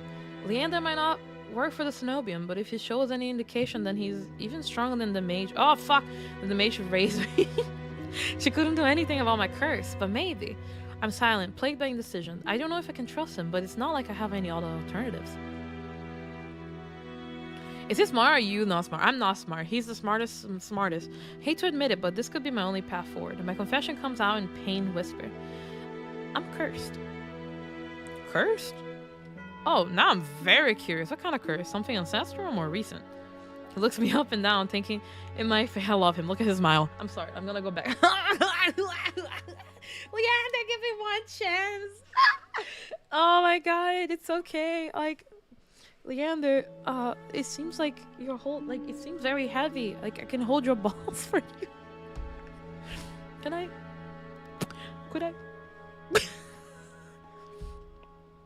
Your titties seem so big. It must be heavy. Would you let me be your bro? Oh, the Vtubers are fighting up us. No, we share. Have fun balling. Time to bail. Have a great time, Mila and Shotgun. Thank you, Oscar. He looks me up and down. Ooh, taking my face, my eyes, and filing my hands. It's your hands, isn't it? I wait until I'm certain my voice will remain steady before answering. My touch is dangerous. Fuck, we're like that's a funny little way to say it. It changes people's, hurt them. Before I even finish, Leander begins taking his gloves off. He tugs his left hand free and flexes his finger. Looks up and down and says, "Girl, you're looking fine." Yes, let's see it.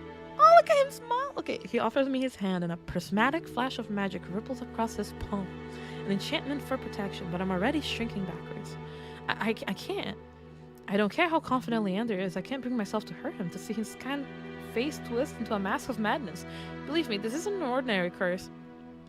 I'll be fine. Perhaps where you came from, your affliction was strange and one of a kind. But spend a year in the city and you see thousands of curses and thrice as many cures. Do you really think Kuras would send you here if I couldn't handle it? How should I know? I only met him today. I'm as good as any mage in the Snovian, better even. If they can't help, so can I. You don't know what you're asking me. I'm asking you to trust me. Ah! What a man you are, Leander. What a man you are. There's a reason I'll never play this game publicly. Listen, I was not going to, but I was forced. I was asked very nicely. I was coerced by votes. I'll trust you, Leander. Okay, I look from Leander's outstretched hand into his confident smile. Then, with a short breath, I begin unwinding the bandages from my hand, and then everything else as well.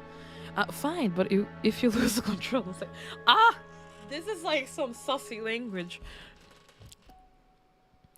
You can tie me up first for me.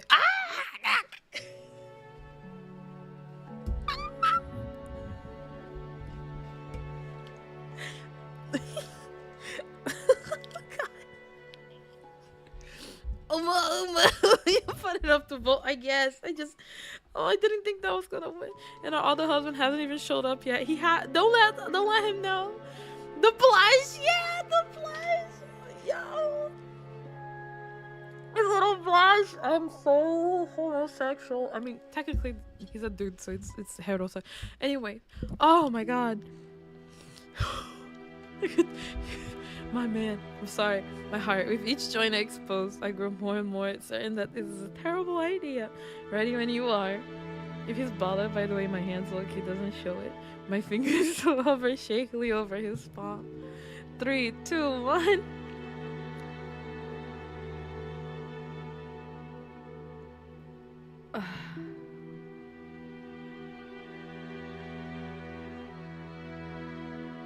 What do we do? He's such a baby girl. He's so gay for girls.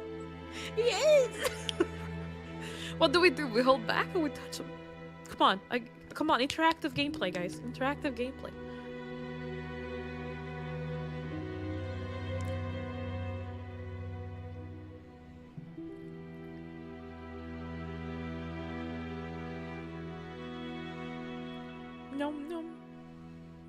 No. Do the bad touch.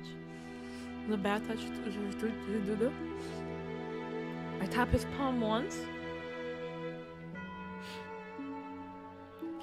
As quickly as possible. It's barely more than a brush, but that's all it ever takes. When I look at his face, expecting to see the worst, Leander only grins. See? It can't be. This time when I reach out to touch Leander's palm again, he catches my wrist before I can pull away.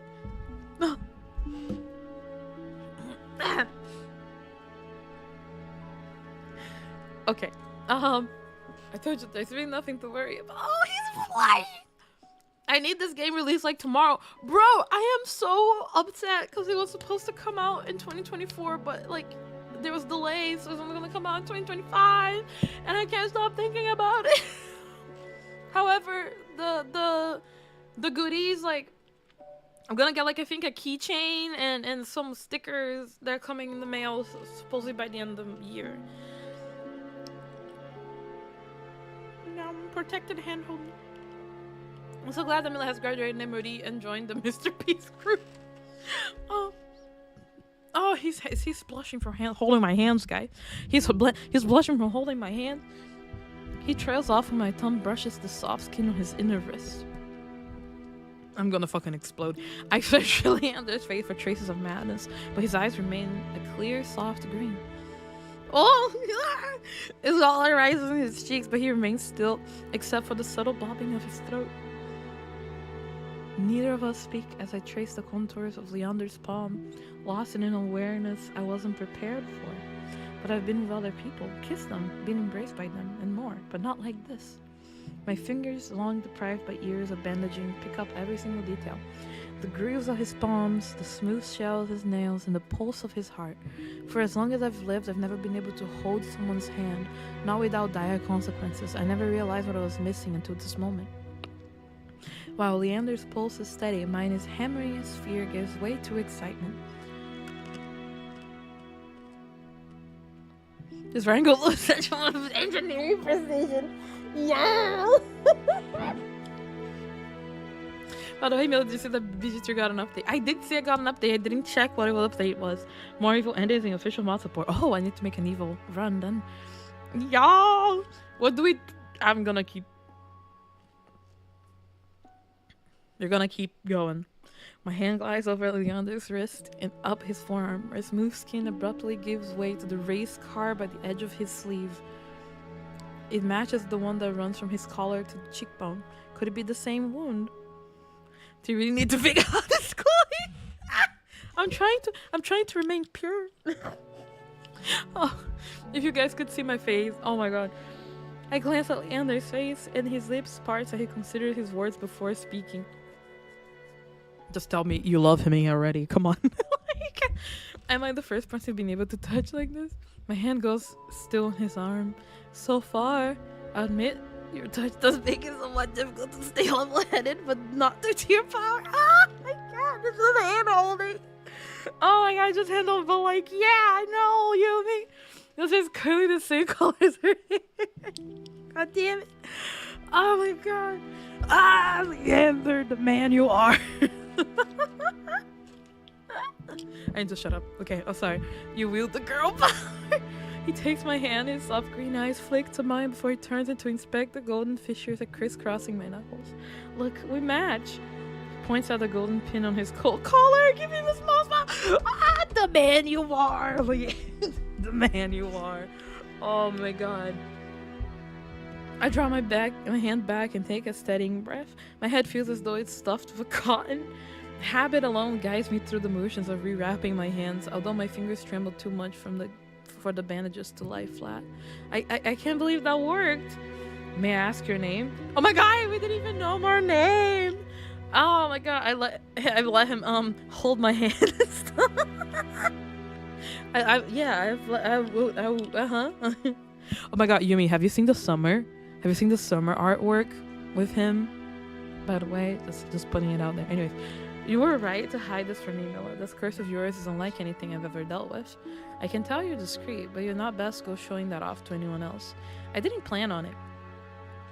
Are you staying in Lowtown? I paused. Room and board was something I hadn't yet considered. I don't know. Let's get you properly settled then. Yes. Bring me to your... No, what? What? Yeah, like, it's been late, but like, it happened. I don't know if you've seen it.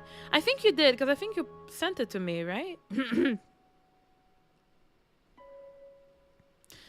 This one. I'll send it to you. I think we talked about it. I don't remember. It came August 12th. Probably not. I can't. Twitter's gone. It's okay. I'll send you the picture. It was before Twitter was gone. Putting this on my super secret encrypted wish list. bro, it's free. The demo is free on YouTube. On Steam. Sorry, English. My bad. Yeah. So I'm looking at the. I should have gotten the tote bag. God damn. It's too late to order any of the things now. I can't already. Oh, meu Deus, explode. Did you see the tan lines and the nipple piercings? I'm ready to download the demo. One of us. One of us. Goodness, draw. The wet lick is noticeably quieter. Without their leader, most of the bloodhounds have dispersed or in a few cases fallen asleep behind their drinks. Yes, sir. Your tits look heavy. May I hold them? Yes. The what? Nipple piercing. I'll post it in media. Okay, I'll post it in media. A cicatriz, eu sei. The ends among us. Okay, this is fine. Got any rooms left? Or did my lot grab them all to sleep it off? The bartender, who I now realize doubles as an innkeeper, slides a key onto the counter. You know, I always keep the corner room open for your escapades. Leander laughs, sounds slightly strained. And I always appreciate it, but you're mistaken. This is just for my friend Mila. The nipple piercing I'm saying. We need to figure out if it's canon or if it's just for the summer event later. I hope they have it. I hope they have proof in the game. Sure. Stay as long as you like. You two have fun. Escapades, huh? Leander clears his throat and holds the key out to me, but I hesitate. My coin purse barely holds enough for a day's worth of meals, let alone a room. How much do I owe you? Nothing. Bloodhound rates. My treat, since you shared your secret. Food, drink, and a warm bed, anything you need. Carefully, I take the key from him. I need you, sir. It's small, but weighs heavy in my palm. I never expected to have a warm bed in Iridia, let alone free meals. Thank you. Go explore, Mila. You'll find many roads in Iridia, each leading to different answers. But if you need a reprieve from what haunts you, come find me. Just be careful. I nod, taking one last look at the gleaming bronze key before tucking it into the pocket of my cloak for safekeeping. Leander gives me one last friendly wave before I depart. This conjure up images of Billy Harrington smoking and drinking alone at a gay bar. Yes. Sorry. Okay, we're good. By the way, why is your name in lowercase? I don't know. I always write it in lowercase. I forgot about it. Without the morning crowd, the sunless streets look barren and bleak. Even the peddlers are long gone. Only a pair of crows remain quibbling over the stale crust in a gutter. I feel a ridiculous pang of envy. At least they've got a reason to fight. I have never felt so lost. Kuros and Leander both made it clear the Cenobian can't be trusted, but I came so far, endured so much. I need to see the Cenobian for myself, only to satisfy my curiosity. I should have asked someone at the bar for directions before leaving. I'm about to turn back when a shadow passes over me. A cloud, I think, until a puff of hot breath tickles the back of my neck. The shadow runs down the street in rivulets, formless, dark, spreads like ink into the blotted shapes. Claws stretch. A muzzle splits open to reveal long, jagged teeth. A growl rumbles so low and deep I feel it. I want to run to scream, but I feel trapped, as though the slightest movement or a single breath would snap the jaws around me shut. No, I won't let it end like this. If I'm going to die, I want to see what got me first. I steel myself and turn. Oh god, now it's... Yes, the shadow vanishes as quickly as it came. I'm left standing in the middle of the street alone, except for a figure reclining in the shade of a nearby stoop. Honestly, this is gonna be unpopular opinion. He's very pretty, but he, you know, a monster. That much is clear from a glance. Oh, what naughty figure. Yep. Too furry for me. Really? Are cat girls too furry for you? I mean, he's just like essentially like a wolf boy or whatever. That much is clear from a glance. One that could nearly be mistaken for human were it not for the tufted ears, the tail curled around his ankle. Or the dusk pink eyes with pupils that sharpen like needles when they fall on me. Or eyes me and the monster and crosses his long legs. I don't like him, but he's cute. Exactly. Exactly. That's kind of like how I feel. It's just like, I don't know. It's just something about his personality that is just kind of like, I don't know. And like, I usually like characters like him, but for some reason I don't like him that much. His hair gleams a shade of red that reminds me unsettlingly of blood where it curls around his colored throat. Jumpy, aren't you? Oh, woo! He's a lot, though. I shall see the personality.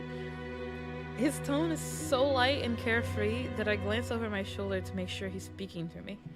When I look back, the stranger props his chin on his knuckles and regards me with an inscrutable little smile. Where are all the evil toxic guys? Oh, don't worry, one of them is gonna show up. Didn't you see that shadow just now? It was massive, moved like a beast. Even as I speak, I'm aware of how ridiculous I must sound. But the stranger's smile doesn't falter. The only beasts I've seen are the wicks of drooling regulars. Though, this did catch my eye. It's through my fucking... Maybe that's why I didn't like...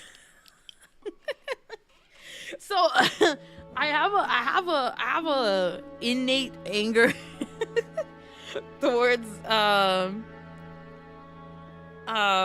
towards like characters that betray you as soon as you meet them. Like, you know, Astarion from Baldur's Gate, everyone loves him, but I can't get over the fact that he put a knife on my throat on a first meeting.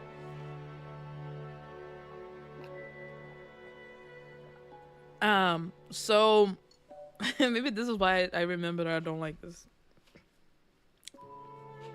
But he's very good, and I'll definitely do his route when he comes out, when the game comes out.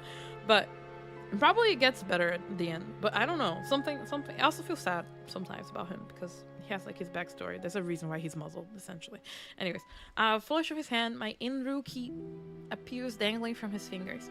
It turns on its chain, glittering when it catches the light. My hands fly to my cloak's pockets, and sure enough, find them flat. He crooks his finger, beckoning. I've already taken 2 steps forward before some stifled instinct stops me. Something feels wrong. I'm still on the edge, thrumming with so much adrenaline that the stranger's shadow flickers at the edges of my vision. I always attract the worst kind of attention, but I can't get rattled now. Ah, fuck, what do I say? Save. Let's save it in the next one.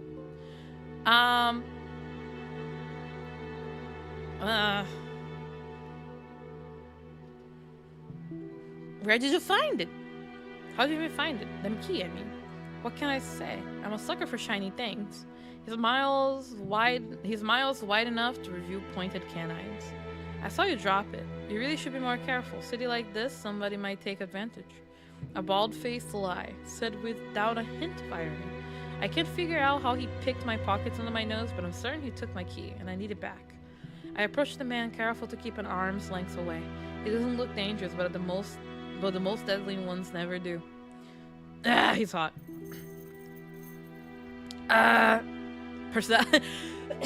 Oh, he's a tight thick skin going on. Personality check passed. I don't know. He's like, pss, pss, pss, come here. Pss, pss.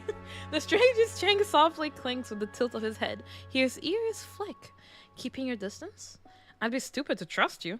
You'd think I stole your dinky little key from all the way over here. He gives an exaggerated sight.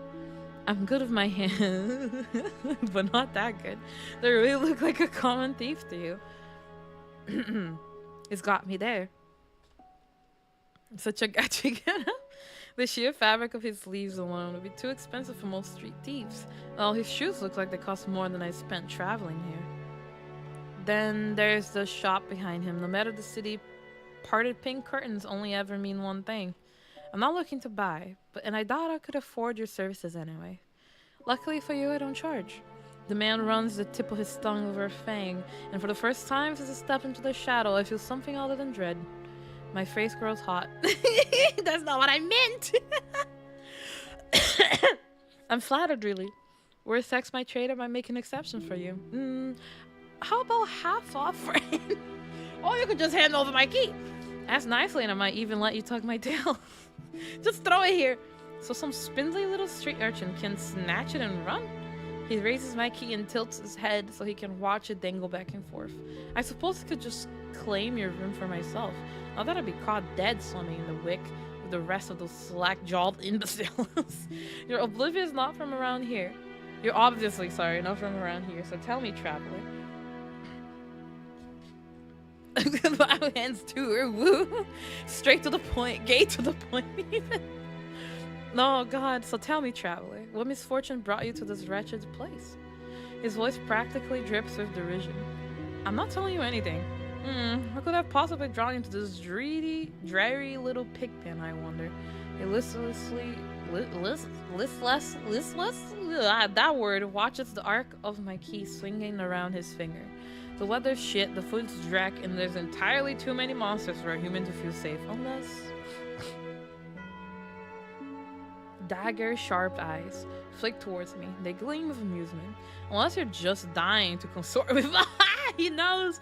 He knows! By now, my embarrassment has worn away, leaving simmering impatience in its place. If this is a shakedown, it's the most frustrating one I've ever heard of. Oh, I'm gonna gay to the point crazy. I'm gonna flirt back. How'd you know that I spent all my money, starved, and nearly died in a swamp just so I could crawl into bed with the first thirsty monster I saw? That earns me a burst of breathy laughter. He gazes at me under his dark lashes. Aren't you funny? Yes, I am. Just take my money. Conestra, could it be any more obvious? I have been told subtly, subtle. It's not my string. So your place or mine? I'd invite you if I had my key. If only I had my key, then I might be able to invite you up. His languid. There are some words I never heard about. Glides from me to the key in his hands and back. Come, take my hand and we'll go together. The more he flirts, the more convinced I become that this is some kind of trap. No matter how innocent monsters look, they always have tricks up their sleeves. And something tells me that this one's more dangerous than he lets on. Even if he has a lovely laugh. I don't know what you want or why you're messing with me, but I'm not coming any closer until I know you aren't going to attack or bite. I won't bite hard unless you beg. Oh my god. Excuse me. No matter what I say, he finds a way to twist my words into innuendo. Even when I'm silent, he goes on as though we're having a conversation, not a standoff. Do you like dancing? There's a traveling troupe performing Hightown tonight. Their luteus is utterly exquisite, truly a performance to die for. There's life in this dreadful place, if you know where to look. You sound like you know the city well. The man's gaze flickers from me to the key dangling from his finger. Naturally, this dump was little more than a miserable little smear when I first arrived. Hightown, Lowtown, I know Iridia like the back of my hand. What about the Cenobian? You know what that is? His smile vanishes. I should have taken the hint that no one likes the Cenobian. Like, I've mentioned it 3 times so far and everyone hated it. And I just keep going, by the way, the Cenobian.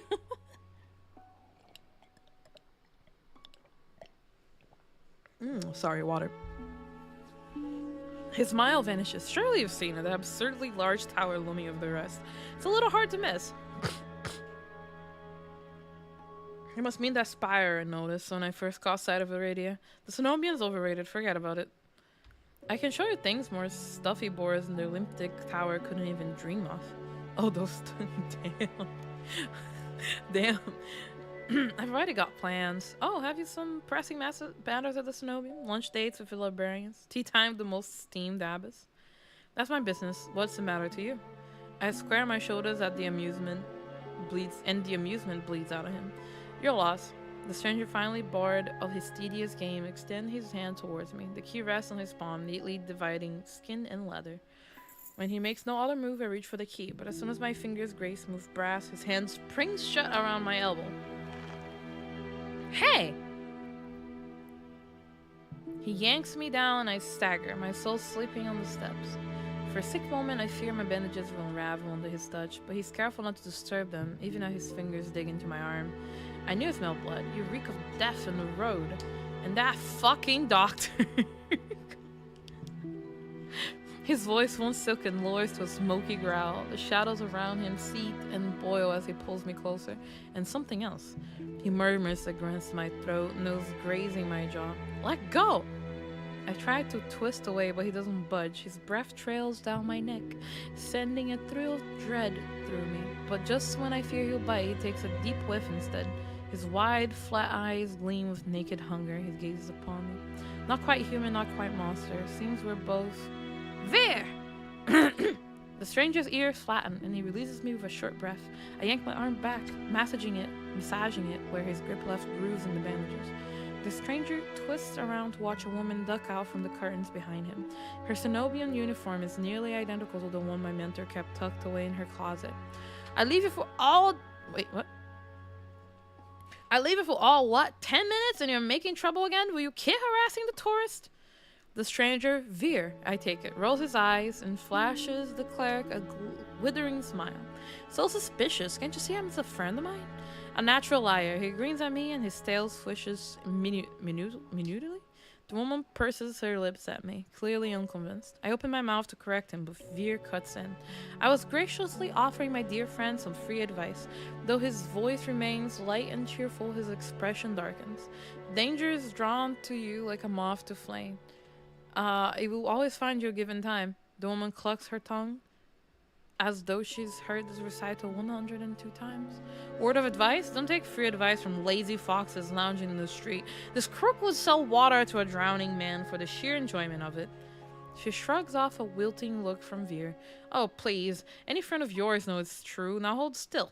Veer rises gracefully at her approach. He pushes his hair aside so it drapes over one shoulder, exposing the long line of his neck. And so, oh, hey, Mel. Tell Leander I love him. Hey, oh, no, Mel. You're touching things. Oh my god, you're touching things. Skin and leather. Oh, yeah. He's called Veer because he's a werewolf or something. Get it? Yep. That's exactly. Yep. I heard earlier wasn't. Suddenly, it dawns on me that the jingling I heard earlier wasn't coming from the harness attached to its collar, but a leash. A heavy iron chain wound around a hitching post and padlocked to the back of his collar. Veer posed deliberately to hide his leash from me. Oh no, Mel! I'm reading. Oh, there's poop on here. Mel. Baby, you're like halfway to. Baby. Come, baby. Come on. You want a lap? Okay. You want a lap?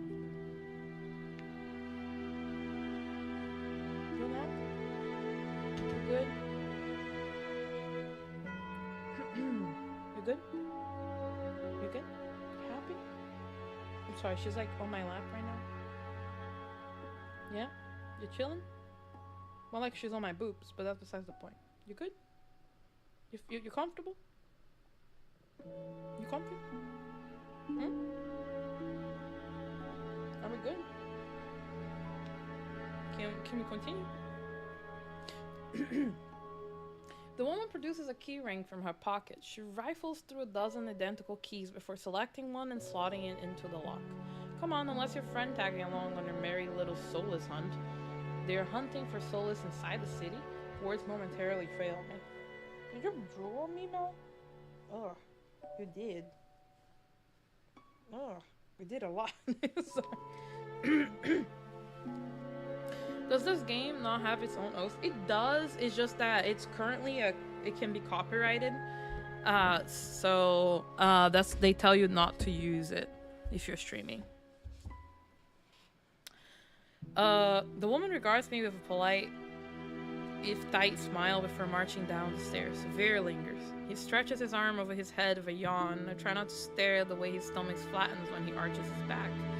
Your little secret's safe with me. Try not to get yourself killed, huh? Yeah, bark and bite applied here, except he does bite. If you beg him. Or if you ask him nicely. Veer hops off the stoop and bounds after the woman. His tail sways merrily, as though he hadn't just lied and threatened me. But yeah, and also the original song, like, you know, soundtrack for this game is currently kind of like made out of covers and rearrangements in a way, so that's why you get copyrighted. Not that the game does copyright you, but did you try that thing I mentioned, the love Ventian knot? That one where you take the 3 fingers and actually don't tell me. No, it's disgusting. Your airy laughter echoes down the street. It's only after he and the cleric have vanished from sight and I realize I'm still missing something. Wait. Reflexively, I shove my hands in my pocket and find it. The room key. I pull it out of my pocket and raise it to the light just to be sure. A nagging feeling distracts me from the relief. I don't know what Veer's games was or what he wanted from me. All I know for certain is that the Cenobians saw fit to leash him. A fate I could share, if that's what his vague warning meant. I let my eyes drift skyward, past the lanterns, gently swaying in the breeze to the Cenobian faintly visible through the haze. Just one glimpse is all I need. Then I can put this all behind me. This time, the key goes into my coin purse for safekeeping. Okay. I'm sorry. It's easy enough to follow the sluggish river that splits Iridia in two. A colossal bridge arches over the dark water below. I cross as quickly as I can, climbing over uphill towards the distant tower. What is it, Mel? You moving again? You moving? Okay, you moving again? You good there? Get comfy. She's my old baby. She's an old lady now, so she's a little indecisive. Right now. Oh, be careful. Don't fall. You're fine. Okay. Hours later, legs are aching, sweat beating on my forehead. I finally find what I was searching for. The Cenobian of the luminous void. He stands at the highest point of Iridia, surrounded by cold white walls. Well-dressed people stroll down the walkways, paying no attention to the massive tower in the midst. Seeing lust in Mila's a weird sight. I'm sorry. I'm the only one standing before the gates. I crane my neck up and up until the top of the Cenobian tower disappears into the clouds overhead. Mel, you gotta be careful because my water is here. The gates are so heavily enchanted that even standing near them sets my teeth on edge.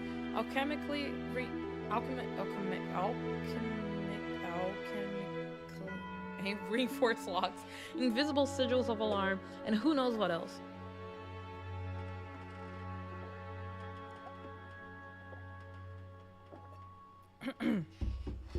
Knocking seems like a terrible idea, but I don't see any other way of making my presence known. I'm halfway up the steps when something moves in my peripheral vision. A shadowy figure crouches beneath one of the white walls. They reach out and tug on a vine as if testing its strength. Oi! You there! The shadow vanishes as quickly as I spotted it, and a gaunt-faced man in a crisp charcoal uniform marches up the steps towards me. Another tourist. Get out here once you're done gawking. A dismissive wave accompanies his equally dismissive words, and he turns on his heel without even waiting for an answer from me. I look back at where I saw the intruder, but there's nothing. Just the leaves blowing gently in a cool breeze. I step away from the gates, hopelessness washing over me. Hello, I whisper, so close I can feel the warm brush of breath on my skin. I instinctively jerk away, but there's no one beside me. Halfway down the staircase, I spot my cat on the keyboard. That's what I spot, Mel. Babe. Ay, God.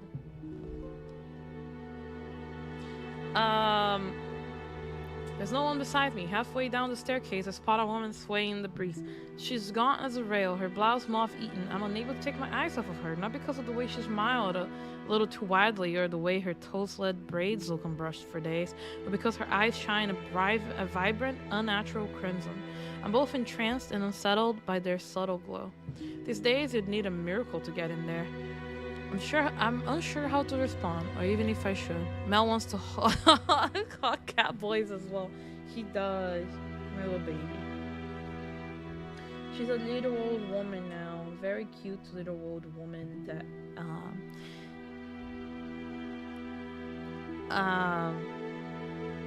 that keeps drooling. Responds sarcastically. Seems like I'm in the market for a miracle. Know anyone selling? She beams at me like I've said the greatest thing she's ever heard. Lucky for you, I have them for free.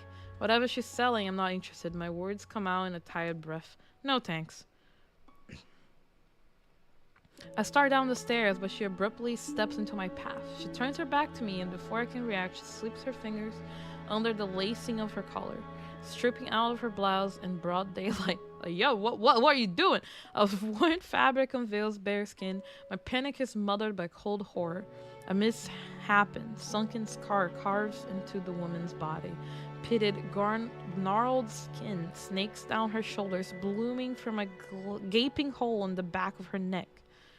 A shuddering breath escapes me. The fuck? By the looks of it, the disease that afflicted this woman ate away at her spine, leaving her with a hollowed vertebrae at the back of her neck. Necklacy? Yeah, I mean, if there's a goal, there's a hole, there's a goal, I guess. How is she able to move or breathe? It's impossible. She shouldn't be alive, and yet the power to cure anything can be yours too. The power of the sea spring. The woman slides back into her blouse and deftly laces it up. If I've caught your interest, then follow me. It's only a short walk away. Without another glance, she leisurely strolls down the Cenobian stairs, loose braids bobbing behind her. The edge of her scar peeks out from under her collar. I stand there wordless until I manage to regain my bearings. It's a twisted miracle, but a miracle nonetheless. This could be the stupidest decision in my life, but what choice do I have? I take a final look at the Cenobian shut gates, then follow her down the steps. We descend from the highest streets, leaving behind their gilded decadence as we cross the river. The wet, derelict streets feel more familiar to me. But the crimson-eyed woman takes me farther and then farther still until I'm met with an all-too-familiar sight. My gut lurches when I face the open horizon. The city's outskirts are hardly recognizable in daylight, and probably safer for it, but venturing beyond the radius walls is a gamble I wasn't prepared to take so soon. Keep going straight and the sea spring will reveal itself to you. I bark out a bitter laugh, loud and involuntary. This is a setup. This has to be a setup. As soon as I step out there, some friends of yours will ambush and bug me. If I wanted something from you, I would already have it. She says it so lightly I almost believe her, even if she looks as physically capable as a toothpick. You're as safe inside the city as outside of it. Truthfully, the territory before you is the safest of all. What do you mean, territory? This region belongs to Ice. Most people know him as a gang leader, but he's much more than that. Yes, he's also the love of my life. Sorry. I squint against the empty wastelands. Only a fool or someone with nothing to lose will leave the city. Apparently I'm both. But if this sea spring cured her, I need to see what it can do for me. I set off into the waste. Over my shoulder, the woman calls after me. Good luck, Mila. Hope we meet again. My heart pounds with each step I take from civilization. For what it seems like an eternity, I force each foot forward. One step, then another, until realization hits me. I never told the woman my name. Something pierces the horizon ahead of me. A building nestled into a tall cliffside, but so starkly out of place, it might as well be a hallucination. It drips with extravagance and honeyed mahogany, an ornate jewel of architecture. A row of dark silhouettes stand out on the horizon. Trees, I think, until I'm close enough to realize that what I mistook for branches were spikes and jutting tendrils. Soulless, several of them watching me in the distance like statues. I don't think, I just run, exploding to a messy sprint. I push my legs as fast as they'll take me towards the decorated building. Flashes of last night chase me, the gushes of blood and screams of death, the smell of burning flesh and sour bile. I can't go through that again. I thought bile was bitter. I'm more about sour. The next thing I know, I'm dashing up wooden stairs and crashing through towering double doors. Ka-dong. I gasp for air, my lungs burning from exertion. I'm desperate to be safe, but when I process my surroundings, it's more a hellscape than sanctuary. Oh! Crayon! Yippee, I love eating bile. Hello, Crayon. Thank you so much for the sub. Happy birthday. Oh my god. Hello, Sparta as well. I'm sorry, I didn't see that. Ooh, cringe. Quero cafezinho. I don't have a voice. I'll give you your money back, Sparta. Yippee, Crayon. How you doing? Yeah. Thank you.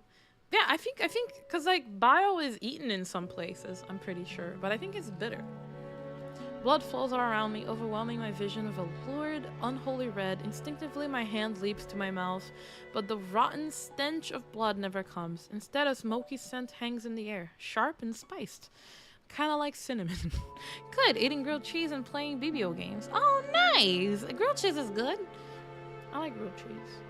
I should buy some cheese and some bread, and then have grilled cheese too, because it sounds like a good idea. Maybe I should go to 7-Eleven and buy cheese. Is 7-Eleven cheese safe?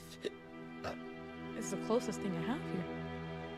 Anyways, I swallow thickly, convincing myself that it's not as gruesome as it appears. This has to be the sea spring, the place that grants miracles. But you're lactose intolerant. So? Your point being, I think we talked about this. You know? Where's my baby girl? I'm waiting for her. Pulling my eyes away from the pool, I take in the rest of my environment. Tall pillars flank me. Blanketed in written notes. Seating pillows scatter the floor. A rustic kettle sits nearby. Someone must live here, despite how eerily empty it is. Call out. Baby girl! My point being, you stain your panties. Listen, I only shat my pants once. That was besides the point. I mean, recently. Okay, this was an insane grilled cheese. It was cream Havarti. Oh my god, with blueberry preserves and rye bread. Oh my fucking god. Oh my god, I don't even know what cream Havarti cheese is. So I'm gonna Google it. Maybe I don't like cheese enough because clearly I don't know what Havarti cheese is. It is Havarti or cream Havarti is a semi-soft Danish cow's milk cheese. It can be sliced, grilled, or that's good. You know, a cheese that I've recently been into is Monster cheese, like monster cheese. It's very good, very soft, very delicious. Especially if you buy the block.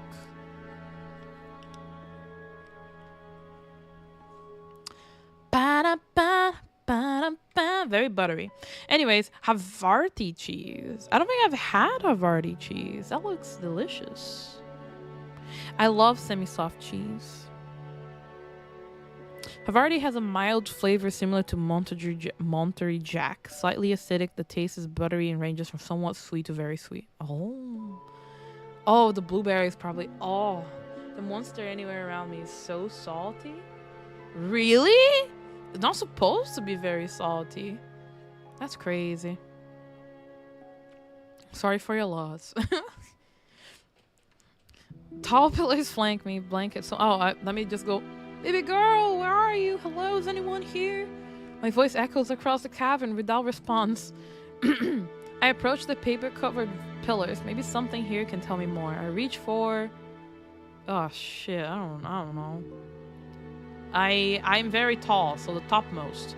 I reach for a note that's higher up. It reads, no one would read this, but if it's not for anyone else, this is evidence I existed in this rotten, grim world. Even so, I wish I could have stayed longer. The bog girl would be lonely without me. I should have told her the rest is crashed out. I wonder who wrote this. Before I can ponder it further, a sharp chill runs down my spine. Something's watching me. Or someone. I quickly sat the note back, my eyes darting around the wooden deck, but still empty, vacant. Finally, I look towards the sea spring. That stillness hides something deeper, something wrong. Hey! I spin around and come face to face with a pack of soulless. They chitter and growl, tendrils and spikes flaring threateningly, all different sizes and species, but sharing one identical trait, glowing crimson eyes. I try to back away, but my heel teeters over the sea spring. I'm cornered. Watch your step. It's deeper than it looks. That voice again. At the sound of it, the soulless freeze, their snarls quieting. Wah, wah, wah, wah, wah, wah, wah, wah, wah, wah, wah, wah. I wanna die in your arms tonight.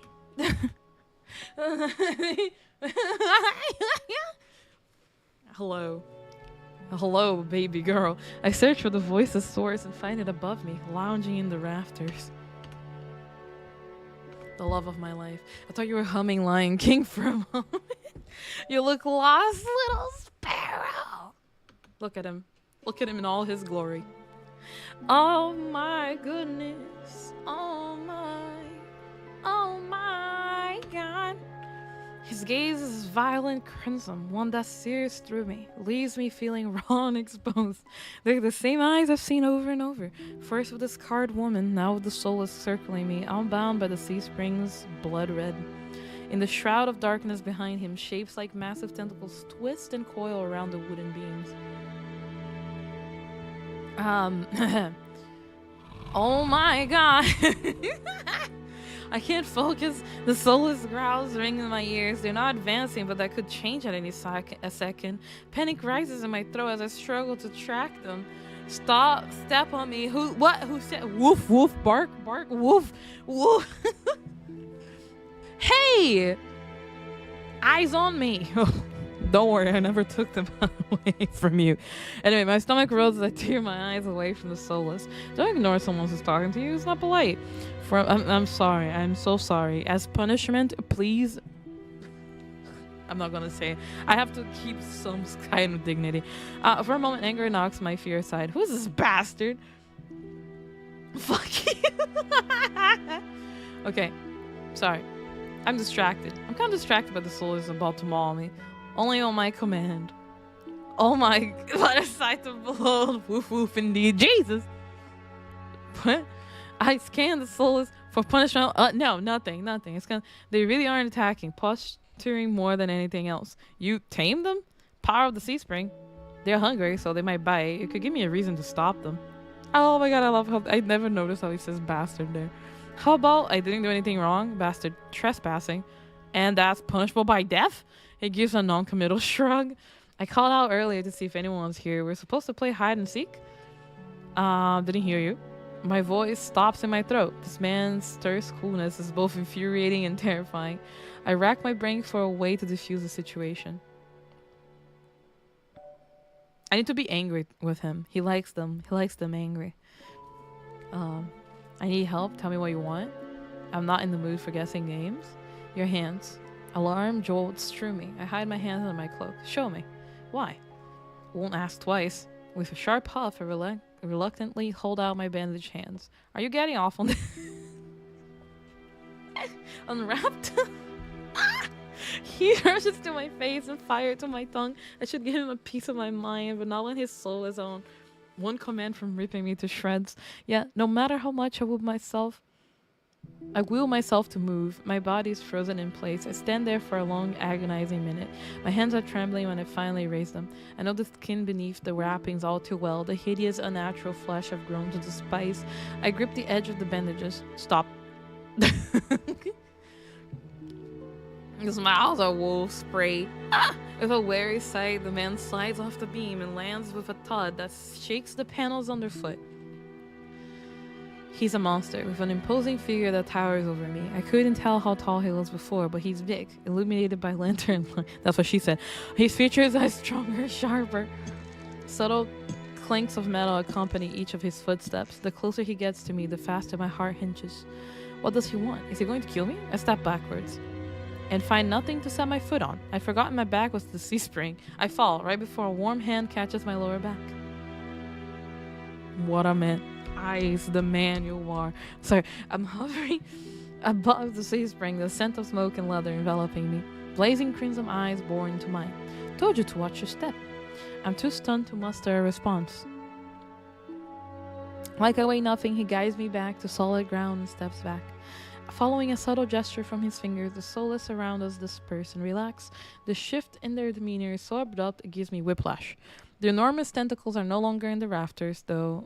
Now I doubt I ever saw them at all. Either way, I exhale a breath of relief. Thanks. As focused on me as he was before, the monster pays no attention to me now. He kicks some sitting pillows out of the walkways, checks the contents of a kettle with a scowl. The sudden disregard is almost insulting. Wow, wow, wow.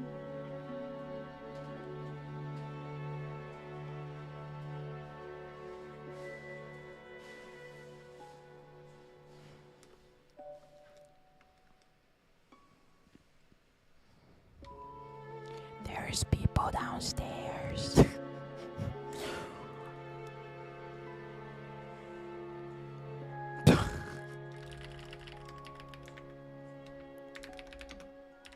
Hey, Mel. How are you?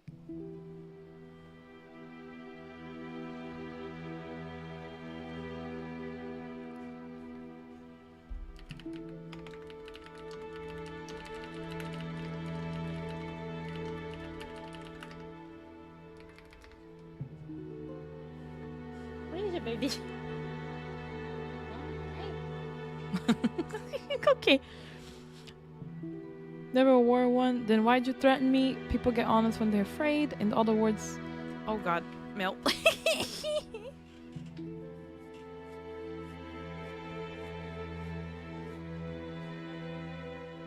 How are you, Mel?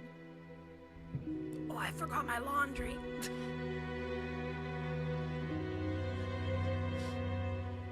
Okay, guys. I gotta go. I gotta go. Ooh.